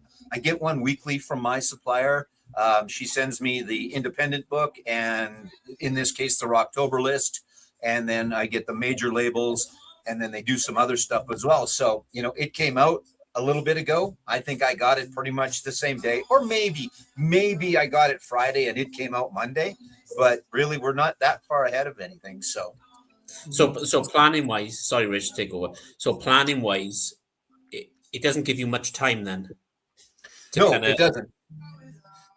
The Record Store Day stuff, again, this is my supplier. This is the way it happens with me. I can start to take all of the pre-orders, but I just have to keep them recorded in a book for now, or, electronically somehow, because they haven't actually been added into our supplier's database as of yet. So I can't go and actually put them on order, even though they're pre-orders. I can with the Black Friday stuff, because that is in. But as an example, that Record Store Day list came out yesterday. I haven't seen anything before I saw it with everybody else in the world yesterday. So, see, and that's what I've heard. Like, even the In-Groove might get the In-Groove in Arizona. Well, have been very transparent. It's like, we get the Record Store Day list the same time you guys see it live. Yes, that's when it is, and then they could put orders in, but not prior. But that could be an advantage and a disadvantage at the same time. Advantage is then kind of, okay, everybody knows what's coming out. And a disadvantage is, shit, am I going to get those records. If not, I'm in serious shit street here. Well, as an example, and I think you know what happened today, right? So we've got pre-orders for the Taylor Swift. It was supposed to be out today. I go online, I look on Facebook, record shops. Hey, look, we've got this. We didn't get ours. We didn't get ours because Universal didn't send to our supplier. Now, whether they didn't send to our supplier only or they didn't send to a few suppliers, I'm not exactly sure where the ball was dropped, but I should have been able to have it in stock at my supplier Monday. So that gives me the 5 days to get it shipped to me, which it might not take 5, but anyway, so that I have it the day of. People have come in today. Hey, have you got it? I don't. So, and I actually sent an email to my supplier, which it's not their fault. But I said, look, we're a smaller independent. We're trying to build up a new clientele. We're trying to build up the fact that we do sell new records. And then one of the biggest albums comes out and you can't get it to me on the day it's available. It's just not good at all. So not and good at all. The thing is, it's like the chain then, because you're the one dealing with the customers, not them. So like Right. the buck stops with you. Why couldn't you get this, Joe? And I feel so sorry for mates because it's been, this album has been promoted so much. And I don't think you're the only record store that's going to suffer on this either. I think there's going to be other record stores going, hang on a minute, we were expecting it, and it hasn't happened. So, it's happened on Record Store Day in Tembe as well, where Richard's gone, look, I'm really sorry for this. I've literally got 2 copies. That's all I've got, and that's it. So you've got to queue up with everybody else. That's even true with the Taylor Swift issues that come out. It's like, how Joe said he hasn't got his. Other, even like major stores will get 12 of them, and that's it. And they ordered 112. They got 12. More coming later, but you've sold those 12 out, and you have 50 people who are now pissed off. So exactly. That's exactly it. Now, I talked to some of the people that had pre-ordered it with us. They understand. They get it. They know it's not my fault, and to them, it doesn't necessarily matter, but it's not my supplier's fault. I don't know why the hell Universal Music did not have it to the guys I buy from by Monday so that it can be here today. They're able to do it. They're able to do it with Record Store Day. For the most part, there are limitations sometimes, but you can't have Record Store Day and not have the titles that are available on Record Store. Rocktober's different because it's around the whole month, right? But even that, never mind the Bullocks. It's supposed to be out. I didn't get my copies. Again, whether I don't know what the deal is, but I see people showing them, right? I watch what's his name? What's the guy's name from Phoenix? You just said his name. Mike at the In-Groove? Yeah. Yeah, Mike, exactly. I watched Mike's yesterday. I don't know if he didn't have it or if he wasn't supposed to show it or what the deal was, but he didn't show it in his new releases yesterday. So if he didn't get it, then, because he's fairly big, right? He sells a lot of records. Yeah. So it's unfortunate. Everybody's been pretty good about it. Will we lose customers over it? No, but it's just not what I want. It's not the face that I want to put out there. It's not, hey, we got this great record. Pre-order it from me. Oh, damn, it didn't come in the day it's supposed to. I think with you, Joe, it's more of a customer service kind of situation where you don't want to let them down. And you want to come back and spend money with you. Yeah. Joe, if you want, so if you want, Joe, I can send you the Rhino, never mind the bollocks that I've got. You can borrow it if you like it and play it on your amazing turntable and sound system that you've got there on a vinyl. We got going on back here, yeah, for sure. So I didn't want to hijack your thread here, though. So let's get back to talking about Rocktober a little bit, because there are some good ones, right? Ministry's out. Like, I've got the list here. And Ministry, I think, Richard, you're a fan of, right? And Chris, maybe you are. I'm trying to decide if I want to get those, because I do have copies of all of those. I think it's 2 that they're putting out, but they're double albums. There's more stuff on it. I'm like, I don't know. Look Yeah. at these sons of Yeah, sons you're of right. bitch. Palm 69 So- and the mind is a terrible thing to taste. Yes, that's right. Oasis, So Oasis are sending me an email going, "Oh, by the way, What's the Story Morning Glory is out today." I'm like, "Yes, mate. You fucking sent it to me today. No. I ordered it months ago." I know I have it right here in my hot little hands. Yeah, exactly. You have Yeah. it. Join the waiting list. I fucking got it, you imbecile. Yeah. Crazy. I just, So, Joe, what else? What else stands out on that list for you? Yeah, go on, mate. like I say, there's some other ones. There's a couple of yes titles on there as well. 90210. Jesus Christ. Not The that one. soundtrack. That's totally different. And Big Generator. So the little bit later Yes albums, which are for me a little more accessible. I like my prog, but I'm not a huge fan. But Owner of a Lonely Heart, that stuff is a little more up my alley. Warren Zevon. If you don't have Warren Zevon, you have to have some Warren Zevon. And there's 3 titles, I think. I can't remember exactly. Joe, Learning to Flinch, Mr. Joe. Bad Example. Yeah, And Joe, Molten Mirror, right? what about Deep Purple, mate? You seem the kind of person Yeah. who'd be interested in that. I am. I've got a pretty decent copy of Made in Japan already, so that's okay. And then we sold our soul for rock and roll. I'm not sure why they decided on that. I guess they just done a bunch of other Sabbaths already, and that's just what they decided to go with. So it's a decent list of stuff. And again, what's nice is the fact that it's all supposed to sound really, really good, which is nice to see. So Yeah, and that's what I was going to say about Rhino. For me, I was introduced to Rhino when they were doing CD issues of big name things, and he started coming up with really good CD issues, and it's the Rhino issue, and it's better and better produced and better this and better that, and it's true. And for me, that went back all the way into the late 90s. And then they started doing vinyl, and now they have no Rhino reissues. And I get excited when I hear about a Rhino issue.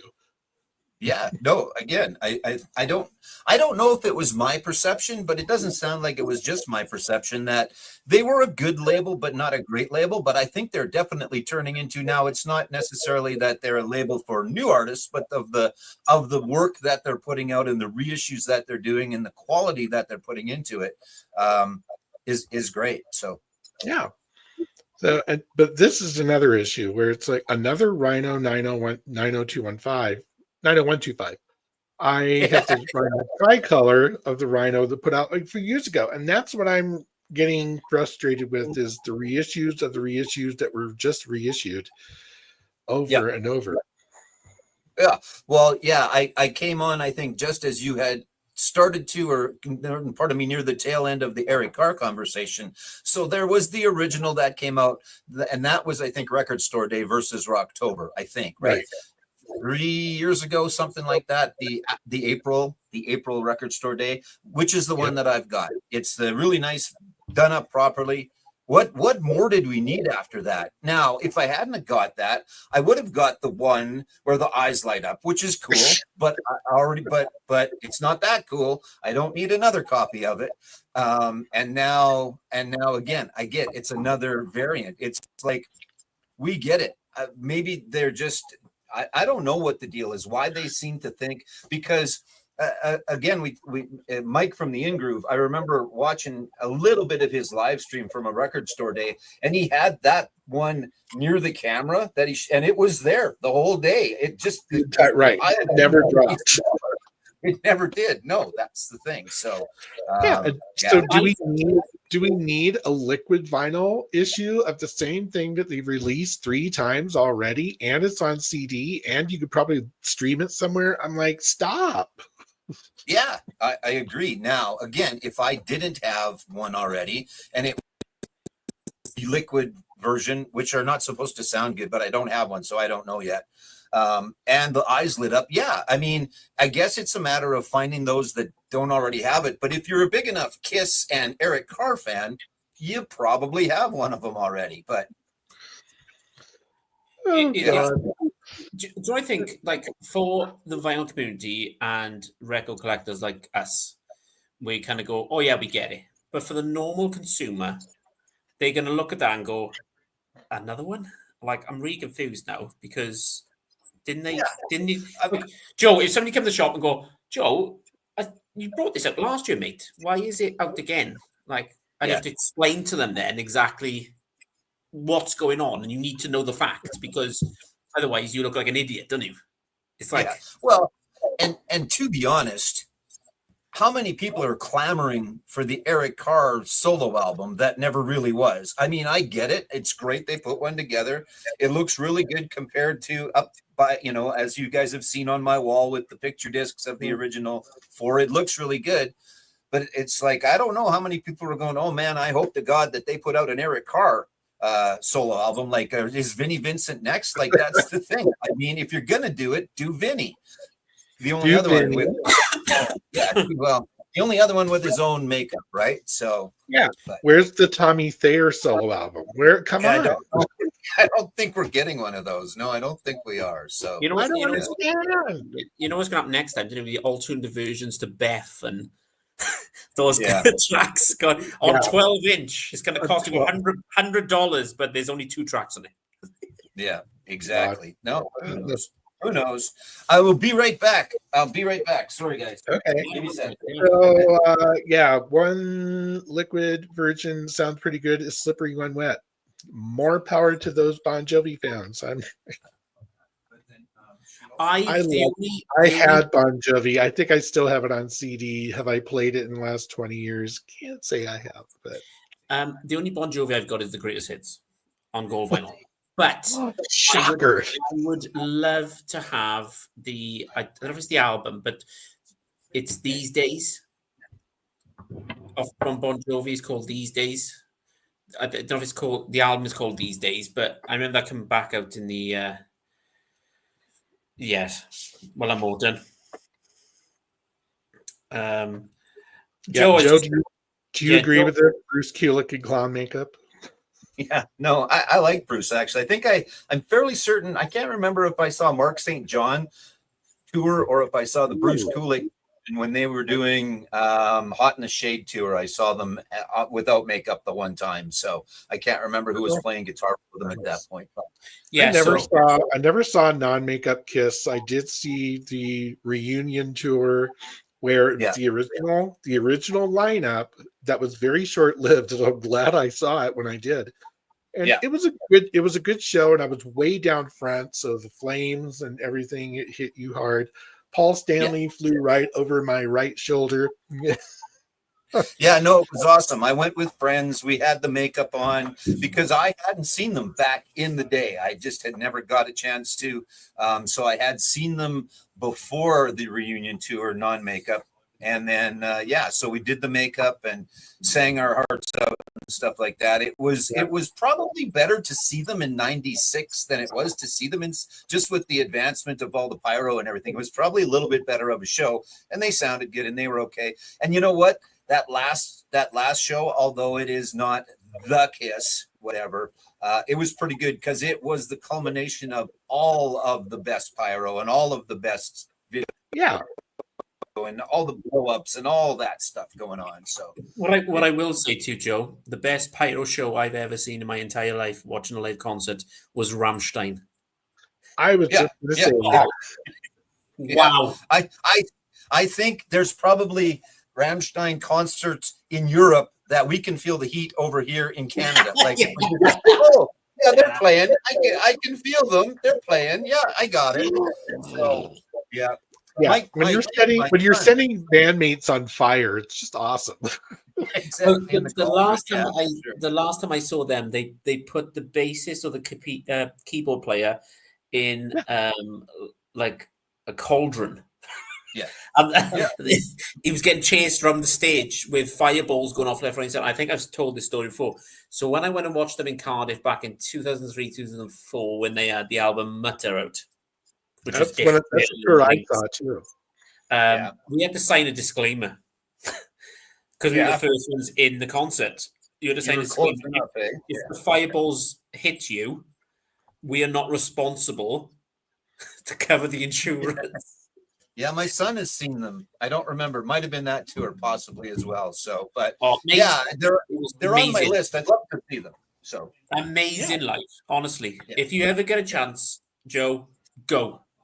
Oh, I will. Yeah, they haven't been around here for a bit. And I would even say the bigger the venue, the better. because yeah. they'll they will fill up the sides of the venue with their pyro. It is insane. Yeah, exactly. But- Yeah, there's some YouTube stuff where it's like massive stadiums and Oh. all of the towers have 40-foot stacks on them, and yeah, it's just insane. Pretty I've good seen for a synth pop band. Yeah, I've seen. Yeah, you mentioned that before, and I do agree with you. You said that on my live stream. I remember you saying that, and I was like, he's got a fucking point there. Actually, I've seen them twice. So the first time I saw them back in 2003, they had the Mutton album, so they were kind of coming over to Britain. They were kind of getting traction, and that was in a like indoor arena that holds about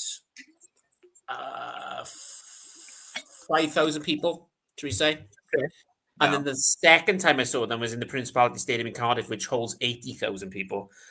And the 80,000 people won. Fucking hell. I bet. Yeah, no, for sure. So it's crazy. It's crazy. So did you guys get into Record Store Day, Black Friday already, or? We talked. Trevor was up here earlier, and we were talking about like what we were looking for. What stood out to you? You know, I looked through and it's tough because there's always so many, and then on top of that, we're not able to participate is not necessarily, again, the best way of putting it, but we don't participate because you do have to be authorized. You can't just, I want to buy the Record Store Day stuff, and then you do have to buy a certain amount on top of that as well. And again, you know, I've talked about it on our other streams where we're trying to build up our new vinyl as best as we can, but it's tough because it's a little bit of a smaller market here. It is, and unfortunately, a lot of people still will go to an Amazon or one of those, right? Or God forbid, Toys R Us, for fuck's sakes. Pardon my language. That's not fair. Sorry, I shouldn't say that, but I just that I don't understand. At least go to like a Sunrise or something. But anyway, I digress. So I paid a little bit of attention to it, but it's a bit of a sore spot for me because I want to be involved. And then again, people are asking yesterday, hey, are you going to be able to take special orders? And we're not, again, because we're trying to build up. And then days like today happen and it kind of knocks us back a little bit. But so with that said, I have to do a little bit deeper of a dive. I know there's lots of people. Everybody's got their video out already. Alex was fairly quick with his, I think, and you know, some other ones out there. So there's always some interesting stuff, and there's always ones. I saw Alex's video, and my first reaction was to get on Record Store Day's kind of website, and I think I sent a link to you. I sent it to Rob. I sent it to Rich. I sent it to Frank, and I was like, in my mind going, right, compare, guys, the differences on releases here, because like Rich is looking through the British one going, what am I missing out on here? Is it a British release that's gonna apparently not much? And I sent it to Brian as well, and I was like, I said to Rich before, if you need anything and I can pick it up, I will pick it up for you, and maybe we can do like an exchange kind of. That's not available in the UK. Can you get me that? And I'll exchange this one for you. So I'm not selling it. I'm helping the vinyl community this way. I'm looking at it. Yeah, that's fair. Richard, you were going to say, I think you had something to add there. No, I was just helping you. Yeah, I mean, put this in the whole thing of the spirit of the vinyl community is that, you know, we help each other where before you're on your own. So, but for sure, but. There are unfortunately far too many that will buy some copies because they're in line earlier, and then they'll and I just that I got no time for that whatsoever.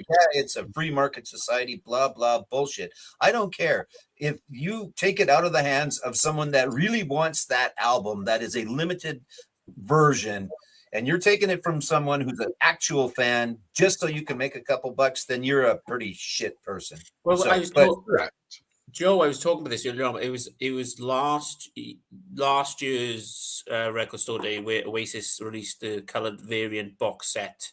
Right. Yeah, I remember. Yep. Time flies.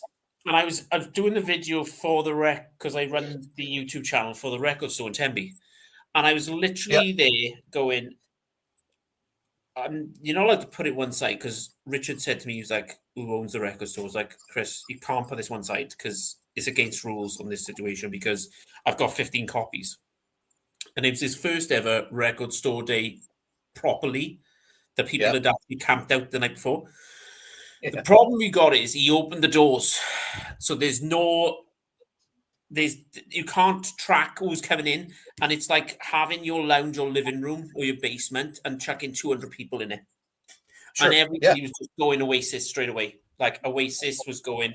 And I'm looking and going, you can only let 10 people in at a time, you mate, because people are just walking in, ridiculous. But I just think, did we need the Oasis for the record store day? No, you didn't. I would have rather gone to record stores like yourself and just gone, this is just available in record stores and it's not on record store day, which would have brought more custom into people to the record stores itself, the independent record stores. And while they're there, it's like, Joe, while they're there, they'll go, oh, do you know what? They got Journey there, or they've got other albums. Yeah. Oh, I'll pick that up while I'm here. Yeah. Well, it's nice now because they have started the indie exclusive versions, right? Which makes a little bit of a difference.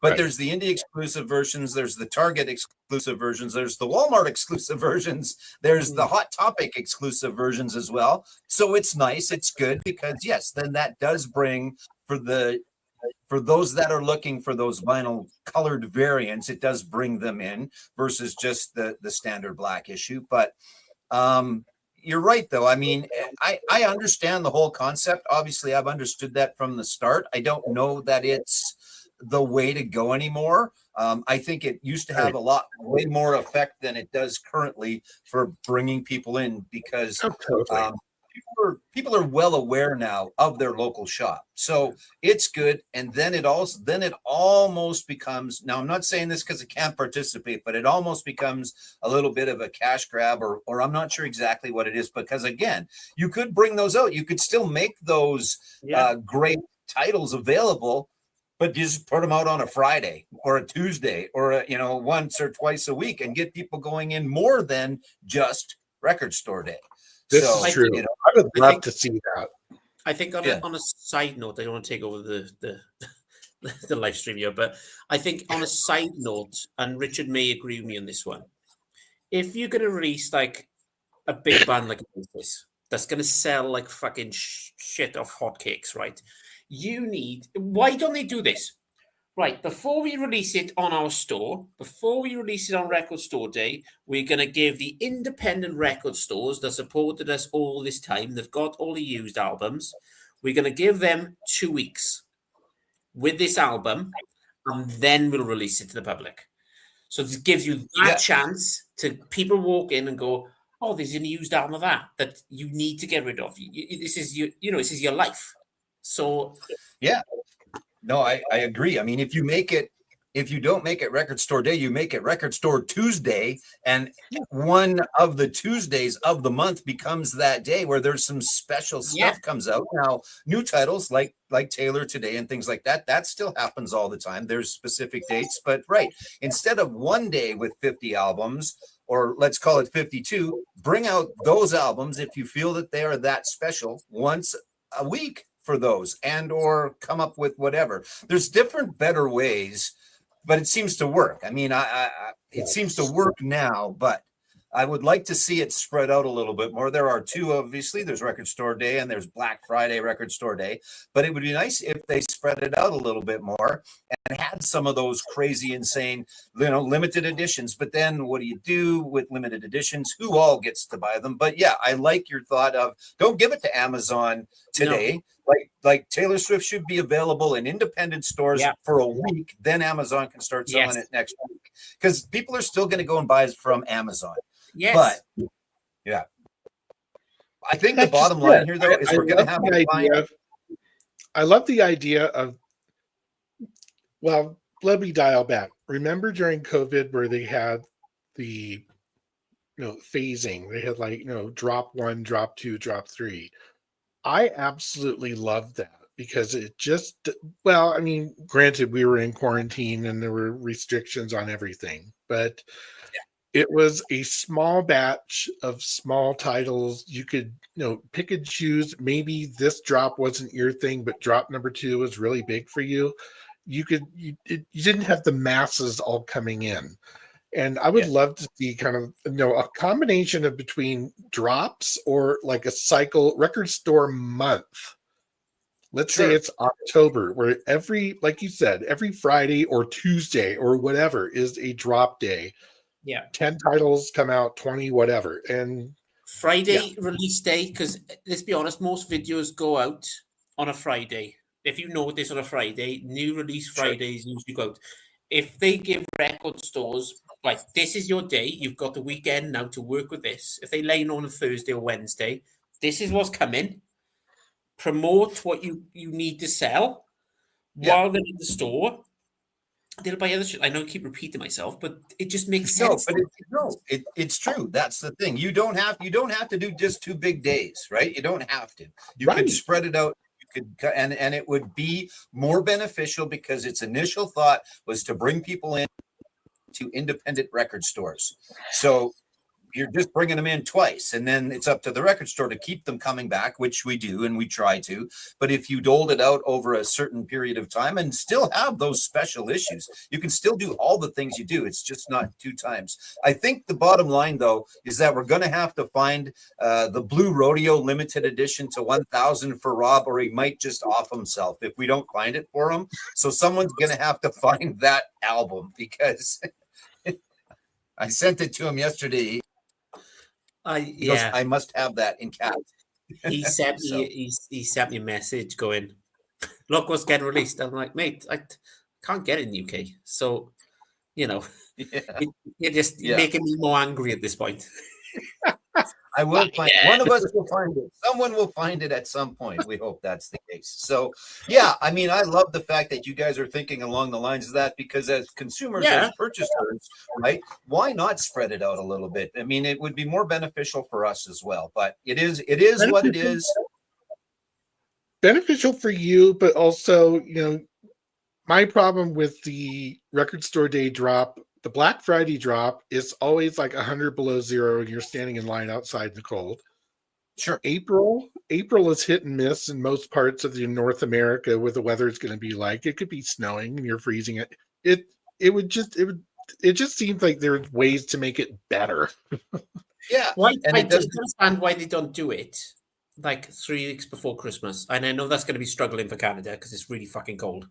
But if they do it like the 1st of December, for instance, so that attracts more kids into the shop then, because you go, I'd love this for Christmas. As it is now, it's just fucking chaos, and it's kind of the other thing too with doing it on the record store Black Friday is people are coming around a little bit more at this time of year anyway. So, I get it, but people are coming and they are buying stuff for Christmas kind of already. So it's just not beneficial. There's definitely better ways that they could do it, but we'll see, I guess. I'm not sure. I just hope to find different ways to bring people in. That's all it is. So maybe you should start doing karaoke. I do karaoke every Thursday afternoon.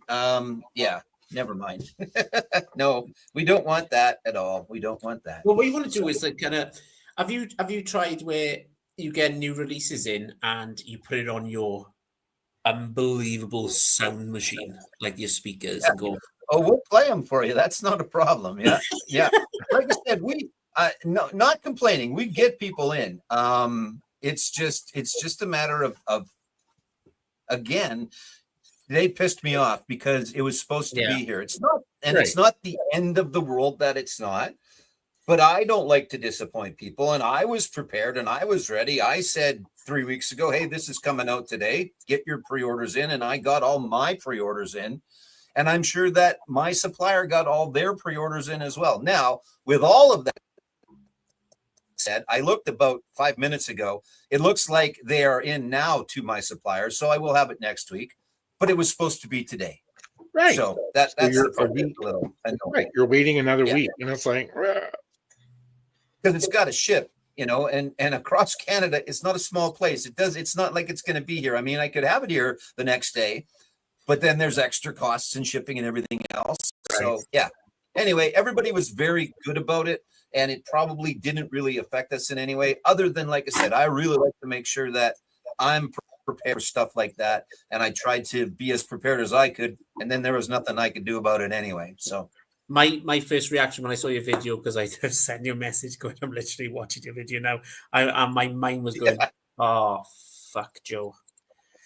yeah, again, it's not the end of the world, and people were very understanding. It's just the principle. It is that's the problem. So I felt but bad. even I felt worse- bad in Tenby in West Wales, and I don't even live in Canada. And I felt for Joe straight away. I was like, I could feel him just boiling, going, "You bastards!" it would have been 100% worse for you if it had been like there's a HMV in Regina down the street from you that got 50 copies of it. Oh. Which And would I have been like, well, cancel my order. I'll go down the street and pick up the damn thing. And that would suck worse. And I didn't go and check, but the Sunrise might have gotten theirs because they probably are big enough, being a chain, that they might get direct from Universal. So I'm not sure exactly who in town did and didn't.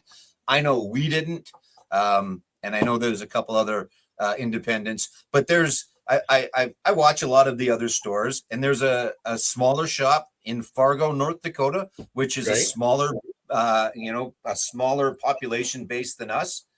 They had 50 sitting there today or whatever. So, and I'm not sure how they sell 50 in Fargo. That's not a shot against anybody from Fargo. If you're watching, it's just population based, but yeah, they had a nice big stack. So they got theirs, and they probably don't buy direct from Universal. So they would have gone through some suppliers. Anyway, it is what it is, and we'll get it. And, so there you go. Sunrise didn't get theirs either. So I don't know. Maybe maybe Taylor doesn't like Canada. Let's start that rumor. Taylor Swift does not like Canada. Can I just ask a question here, Joe? Sorry, I know Richard wants to wrap this up because it's gone over 2 hours. But in any other job, my job originally, I was a barber. You had to go to college, study this shit. So how come there's businesses where you know what you're talking about because you've collected all your life. You know you're talking about. But then these multi-chains can just open up and just sell to people. And I guarantee you've got HMV, you've got a Sunrise, you know, in the back of the day, Virgin Megastore in Britain was big. And like you ask somebody a question, they look at you like you've got fucking 4 heads. Like, it's wrong, right? It's right. No, you're 100% right.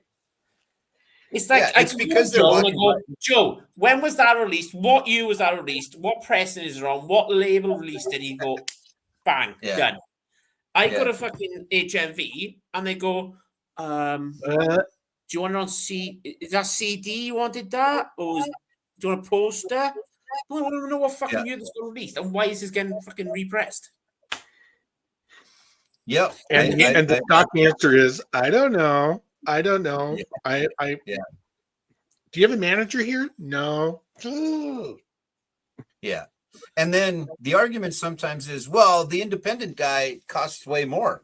That's not the case. At least it's not the case with us. And I probably sell him a little less than the other guy down the street, but still you can't use that as an excuse. You have to try and support your local guys. And but you're not Amazon. You're not buying easier. You're not buying 50,000 records of fucking AC/DC Back in Black. You're buying 2, 3.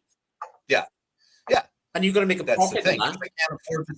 I can't afford to sit on 10 of them that maybe don't sell or don't sell quickly. So anyway, sorry, Rich. Anyways, yeah. I gotta go. I gotta shut her down for the day. So thanks so much for having me, gentlemen. Appreciate it very much. I'm gonna go see if I can pick up a Taylor Swift somewhere. He's gonna go and polish his knob. No. Wait a minute. Hold on. On the door. The doorknob. On the door. Sure. Bye, guys. Thank you. See you later. Oh my goodness, that was funny. All right. I just thought it'd be good to have Joe's perspective on this, because it is, and but it is very much the different. It is all about demographics, and I mean, the difference between Toronto and Regina is night and day. It's like Tenby and London. It's very, how Rough Trade in London. How many copies of Swift did they get? Probably a fuckload, but then the teeny weeny up in mom and pop shop that tried to order 10 copies didn't get any, or they're getting them a week later, like Joe is saying. But the one in Tenby, Richard, he literally got 2 copies of that new Taylor Swift album, and there's been at least 25 phone calls today to pick that album up. Taylor Swift, embarrassing. I'm not a Swiftie. I don't begrudge her fame. I don't understand it, but at the same time, in this retail environment, with vinyl being what vinyl is and the demand being what it is sort of, it's almost like discriminating between the little guy and the big guy. The big guy, the rich get richer and the poor suffer, so if you will. There's no easy way to fix the problem. It sucks. Long story short. All right. We are at the 2-hour, 15-minute mark. I think we should wrap this up for the evening. It has been a grand time. Great discussion. And we even stayed on topic for the most part. Woohoo! I mean, there's some good guests, good chat tonight. I enjoyed it. Really good. Yeah, we had a good. I mean, we have 9 viewers now. I think it's the highest the number has been for the whole thing. But it tells you that this topic kind of gets people going. Record Store Day is a hot topic. Rocktober is an interesting topic, and it's just interesting how the system works, and it works in some degrees, but it's flawed in so many others. Mm-hmm. So be it. What's on your to-do list in Tenby world? I was going to do a September pickup, to be honest, until the Oasis box set got delivered today. And I was like, right, let's get this out then. It's a good box set, actually. Really cool. Sunday live stream with Richard and whoever else picked off at the time. No subject. I got a few ideas for Sunday. We don't know what we're talking about yet, but we're talking about something. We'll figure it out.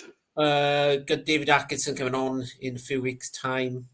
He's under the weather at the moment. We're going to get Cam back on. My idea was to get Cam on with David Atkinson. That would be, oh my goodness, that would be a highly intellectual and spirited discussion of whatever topic we do. Too true. So that is the plan going forward. I'll probably do a video next week about my September pickups, we're nearly halfway through fucking October now, which is a bit pointless, but I haven't done many videos, Rich. I've been doing mostly live streams. I was on Boz's live stream last night. I'm on this live stream. I got my live stream Sunday. But I do enjoy the live streams more than actual videos. And I know Joe has said this before, but I just do. It's more interactive, and I like the interactiveness of it, and I'm starting to figure out kind of like a way I could maybe do these on a regular Friday basis. This was a fun one. But yeah, just kind of like keeping a central topic and keeping it going. Simon, thank you for that. This was fun. For me, I just posted my second September drop. Oh my God, how many freaking records did I pick up last month? I'm boycotting buying records, but guess what showed up yesterday? A pre-order. Ding, ding, ding, ding, ding, ding. Yeah.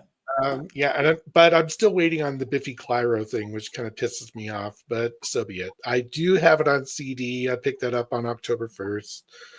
So at least I can play it. But when my deluxe copy signed, yada, yada, comes out, what I would like to do is do a Biffy Clyro deep dive, talk about the new album, and then go through a whole lot of Biffy Clyro crap.